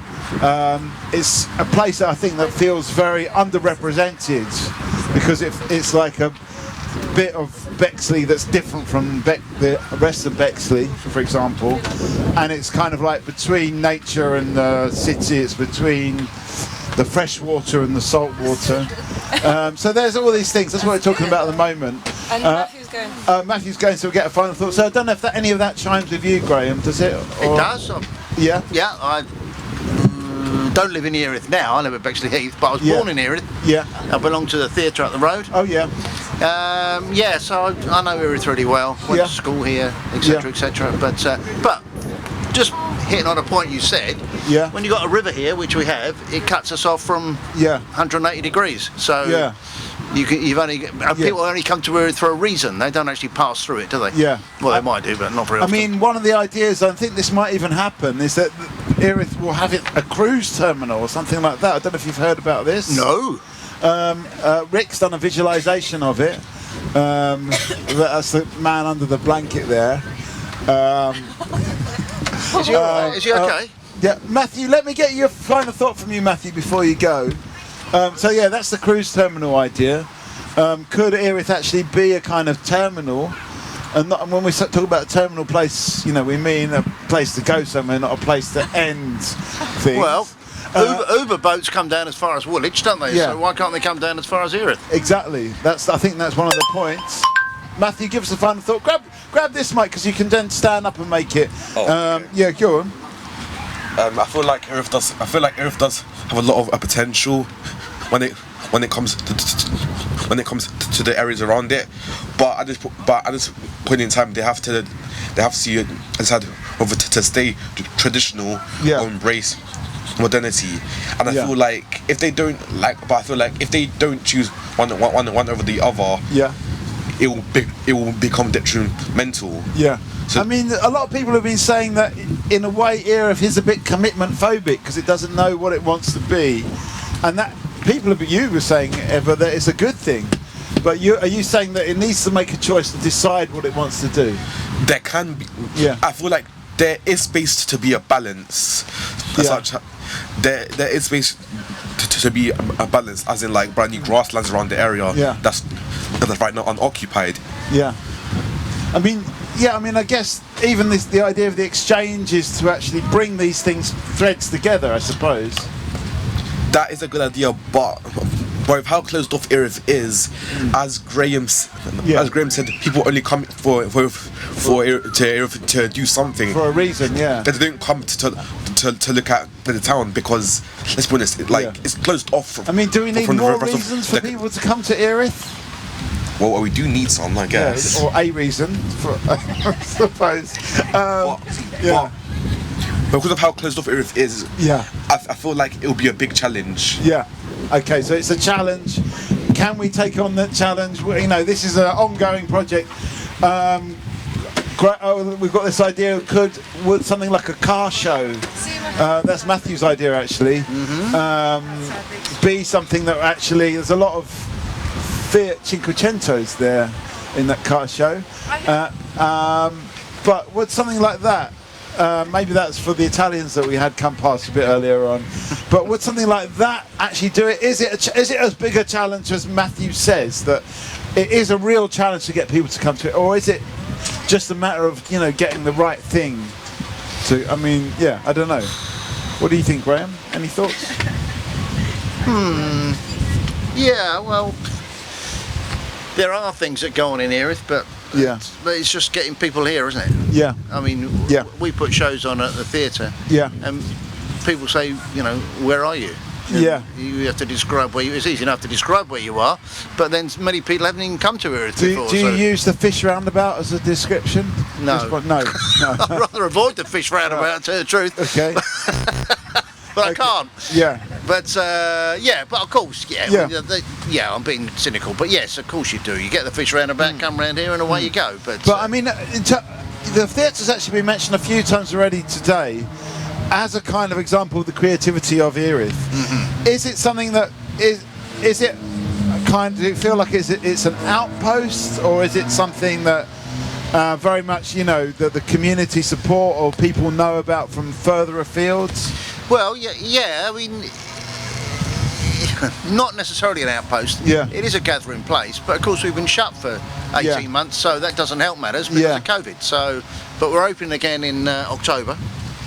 And I mean, how's that going to go? Is it like starting from scratch, or do you think you can build on what you've sort of built up before? Or you don't know yet, I suppose, do you? Yeah, I do know a little bit. I think it'd be nice to start off where we left off, but I don't think that would be possible because people have found other things to do, and we thrive on volunteers. So hopefully, we'll get the interest back. Yeah, because it's not just the audience; we've got to get the members going and put shows on. But you're going to okay. We've got the first volunteer. Because I mean, I might be in minority. But, I actually like the tribal feel of the Erith. Yeah. And tribal. Feel of the Erith, and I don't understand why we all have to go global and move fast. Does it have to be global? Can it be more local? Exactly. You mentioned actually the League of Gentlemen, this idea of like a, was it you? No, something else. That wasn't me, but this like local. Could it be a local theatre for local people? And do we need to worry about this kind of global? Why are we thinking global? Why are we thinking, cruise ships and car shows and all these things which are big? Maybe we should focus more on the locality. Yeah, Bexley Borough would be a good start. Yeah. That's, because I'm sure we have enough talented people here. I'm sure we have enough interested people. For myself, I rather have a small community and consistency of work. And like how many cafes do we need? 2, 3, but we don't need 2,000. Okay. How many theatres do we have? We need in Erith 1. Yeah. We just need people to be interested in production. I just want to put out a shout out to Star Burger that's already there. So we got our veggie burgers from Spicy Bean Burger. Do we need to think a bit more small scale, and that's nice for you? But what about what do you mean by the tribal side of it, though? Well, I think this is probably how after the lockdown, when everyone learned that they can work from home, that probably is the future. Rather than traveling to work 2 hours on the train. People can work from home, and they want something local. And they can get a riverside view as well, and they're peaceful. I think this is the biggest advert, the river, really. I think it's... Yeah. That's a really good point, but I can't endorse it with the sound effect because the computer's just run out of batteries. Oh, really? So no more. Any sound effects have to be made. What, you got some waves? You got some waves? I've got like a splash radio sound. waves. I've got a splash sound, but sadly, unless we get the The battery charge. No, it doesn't matter. Anyway, it doesn't matter. Next time. Well, next time we're back. Here, he's oh, woken. you're not using that battery. He just woke up. He's all right. He's good. But we haven't got. We need a cigarette lighter adapter for it to. So we can't really do. Anyway, that's not important right now. I feel like we're kind of moving into. There's normally a sound for moving into that final thoughts period, but I feel like we are moving into that kind of final thoughts period. But some really interesting perspectives on Erith, and I think here as well we've got friends of Riverside Gardens. Hello. We've heard a lot about Erith today and a lot about the gardens. Have you got anything you want to throw into this? Someone do the no, the other one. That one there, yeah. Go on. Oh. I will find you. Yes. Yeah. Do find us. Yes. Do. And Margot is an actress. Ah. Go and say that again. Are you an actress? When the gardens come are going and to see be us. redesigned and rebuilt next Just year, place there. Yeah. Do come and see we shall us. be moving There's always from something to do. Forge. We'll be moving from the site where we and are being shown to as the well. Yeah, opposite do end come of the along. Do come gardens along. near the police house. Yeah, we'll And forward to seeing you. so that whole because we've been talking a lot about the vision for a new Erith. Come to the exchange. What for you? What is it all about? More often because it's just such a nice place. What, the gardens, you mean? Yeah, the gardens and the Erith itself. How does it add to the whole feel of Erith? Well, I think the gardens is a part of Erith that Erith doesn't really know exists. Okay. Unless you live in Erith, the borough doesn't seem to know that they're actually even on the River Thames. It's a point that Graham made that this is our greatest asset, but it's almost ignored in Erith. Yeah. Well, it's not it's so much ignored in Erith as I don't think the council give enough sort of credence to it. I mean, it's a riparian authority, and that's the River Thames. You know, it should be really glorified. I think more than just put in the background. Yeah. Absolutely. So what's happening with it? What are the plans for what's actually going to be happening here? Well, there's going to be 3 new ramps up to that level. Yeah. And so that you can sit there and look out more on the river. Yeah. There's going to be an avenue of trees along the front there with a water garden. Right. There's going to be a children's playground where Forge is at the moment. It's going to be a children's playground.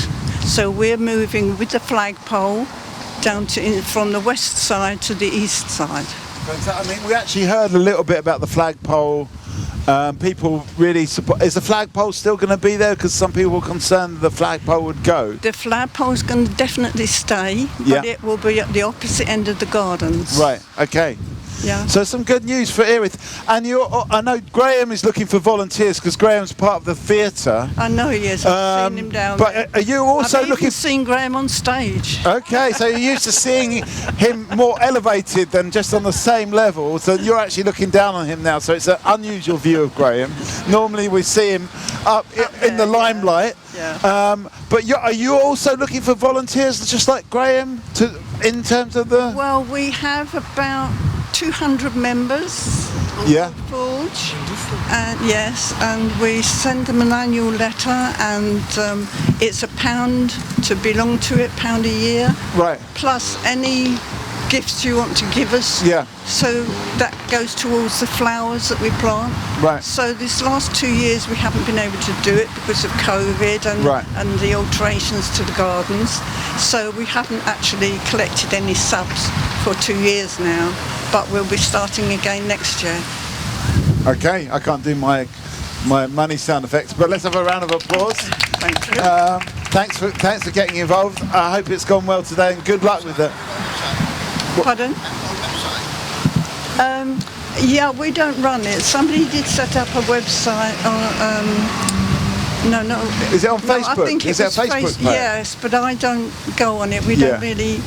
Somebody else set it up. Okay. When we first started. Okay, so there is. We haven't had any input into it really. Okay, but then maybe that's something that could be helped with as well. Maybe get somebody to do a website or do a Facebook page, just to start getting that process going. Maybe you've already volunteered for the theatre. Maybe you could do the. Yeah. Okay. Okay. Well, thanks very much. I feel like it is final thoughts time, so let's get some final thoughts. And maybe Rick, you've run out of battery. You can use the other battery for. You run out of batteries for the computer. Okay, not for the TV, obviously. Sorry. And the TV. Okay. Well, look, we're just going to do final thoughts anyway. Now, I think we can't. The only thing is we can't scroll through your visuals. That's the only disappointing bit. But she's from the Friends of Riverside Gardens. Okay, Pam, come here because we're doing the final thoughts now. So we need a final thought from you as well. So it's been an interesting day. We've definitely found out a lot more about Erith, and as I think Tony we need to get him on Talkaoke more because he's a great summer-upper. He summed up everything perfectly, and he wasn't even listening, which is amazing. But yeah, it's time for all of us to sum up. What do we think about Erith? And we heard a lot about this. Is a borderline space between London and the city. Sorry, London and the countryside, London and the river. The fresh water and the salt water. Do you want to go? It looks like you want to go first. Grab mic 4 and off you go, Margot. Final thoughts. I've learned a lot about Erith today, and I think I like this place more and more, and I hope to be back again soon to visit Eva and just check out the theatre and everything that's going on in the exchange, and meet more people from the community. But in terms of like public art ideas, I really do like the idea of this kind of commitment phobic as a good thing for Erith as a theme, and I think Eva should be the artist commissioned to do this. So I think you can really relate and like really capture that spirit. But I like the kind of doing public sculpture from the perspective of nature, not humans. Okay, so almost like we heard anti-art talking about a beaver's eye view of the city. It's not just you saying Ibiza wrong, it's a beaver. A beaver, not a beaver. Okay, Pam, final thought. Let me turn up, hang on, let me turn up mic 3, go on. Yeah. Thanks for coming down to Erith. Well, thanks for getting involved. And your what do you call it? Talkaoke. We need more things like this in Erith. Absolutely. I mean, I'll definitely. You're now mayor. Yeah. But I mean, all right, just before you go, I'm not going to allow you to leave it at that. What about this vision for Erith, and what in terms of a piece of art or in terms of a? Just exactly what all the speakers have said. Really, I think they've all got the right vision. Really, so the exchange have got the right approach, asking what the local community want, and sometimes that you don't know what that entails, but listening to what I've heard today, I feel like they've got it spot on with some kind of utopia. I mean, I think that's a very good point. I don't think it's that, I think everyone's really singing from the same page actually when you listen to people. Yeah. I don't think there's that much actually division in Erith. Maybe across on the other side of up the hill towards Bexley there might be a bit more beef. But this way, I think everyone is really on the same page. I'm so sorry I have to shoot off, but thank you so much. Thank you. Yeah. Let's just get a final thought from Graham. He's used the big finale. So don't you want a final thought from the Anonymous? Get a final thought from Anonymous. Final thought from Anonymous. Yeah, that's going to be the bigger finale. The final thought. In big letters. My final thought is I've lived. Okay, grab the mic. Yeah, go on. I've lived about 13 miles from Erith for more than 40 years. Yeah. And the only reason I come here is for the theatre. Okay. But also, I don't think there's a lot of publicity about the stuff that's on at the theatre. But what kind of publicity would work? How? I don't know, because I belong to a choral society, so members from the society tell me when something's on. Okay, so it's more word of mouth. It's more word of mouth. So, and anyhow, I love the theatre, and I don't know much about Erith, but good luck anyhow. So actually, the theatre for you is the destination for Erith. Yes, and I think there is a problem that is not on the way to anywhere. Yeah. And how did you find out about this event today? Was it also word of mouth? I think so. Yes. So excited about it. She does it all the time. Thank you for Yeah, well, we do advertise, but it's difficult to get the word right around. But obviously we've been shut for so many months that so we're open again in October. So. Have you got a final thought for us, Graham? Well, only as much as I said already about the river being a good advert, and why don't we use the river more.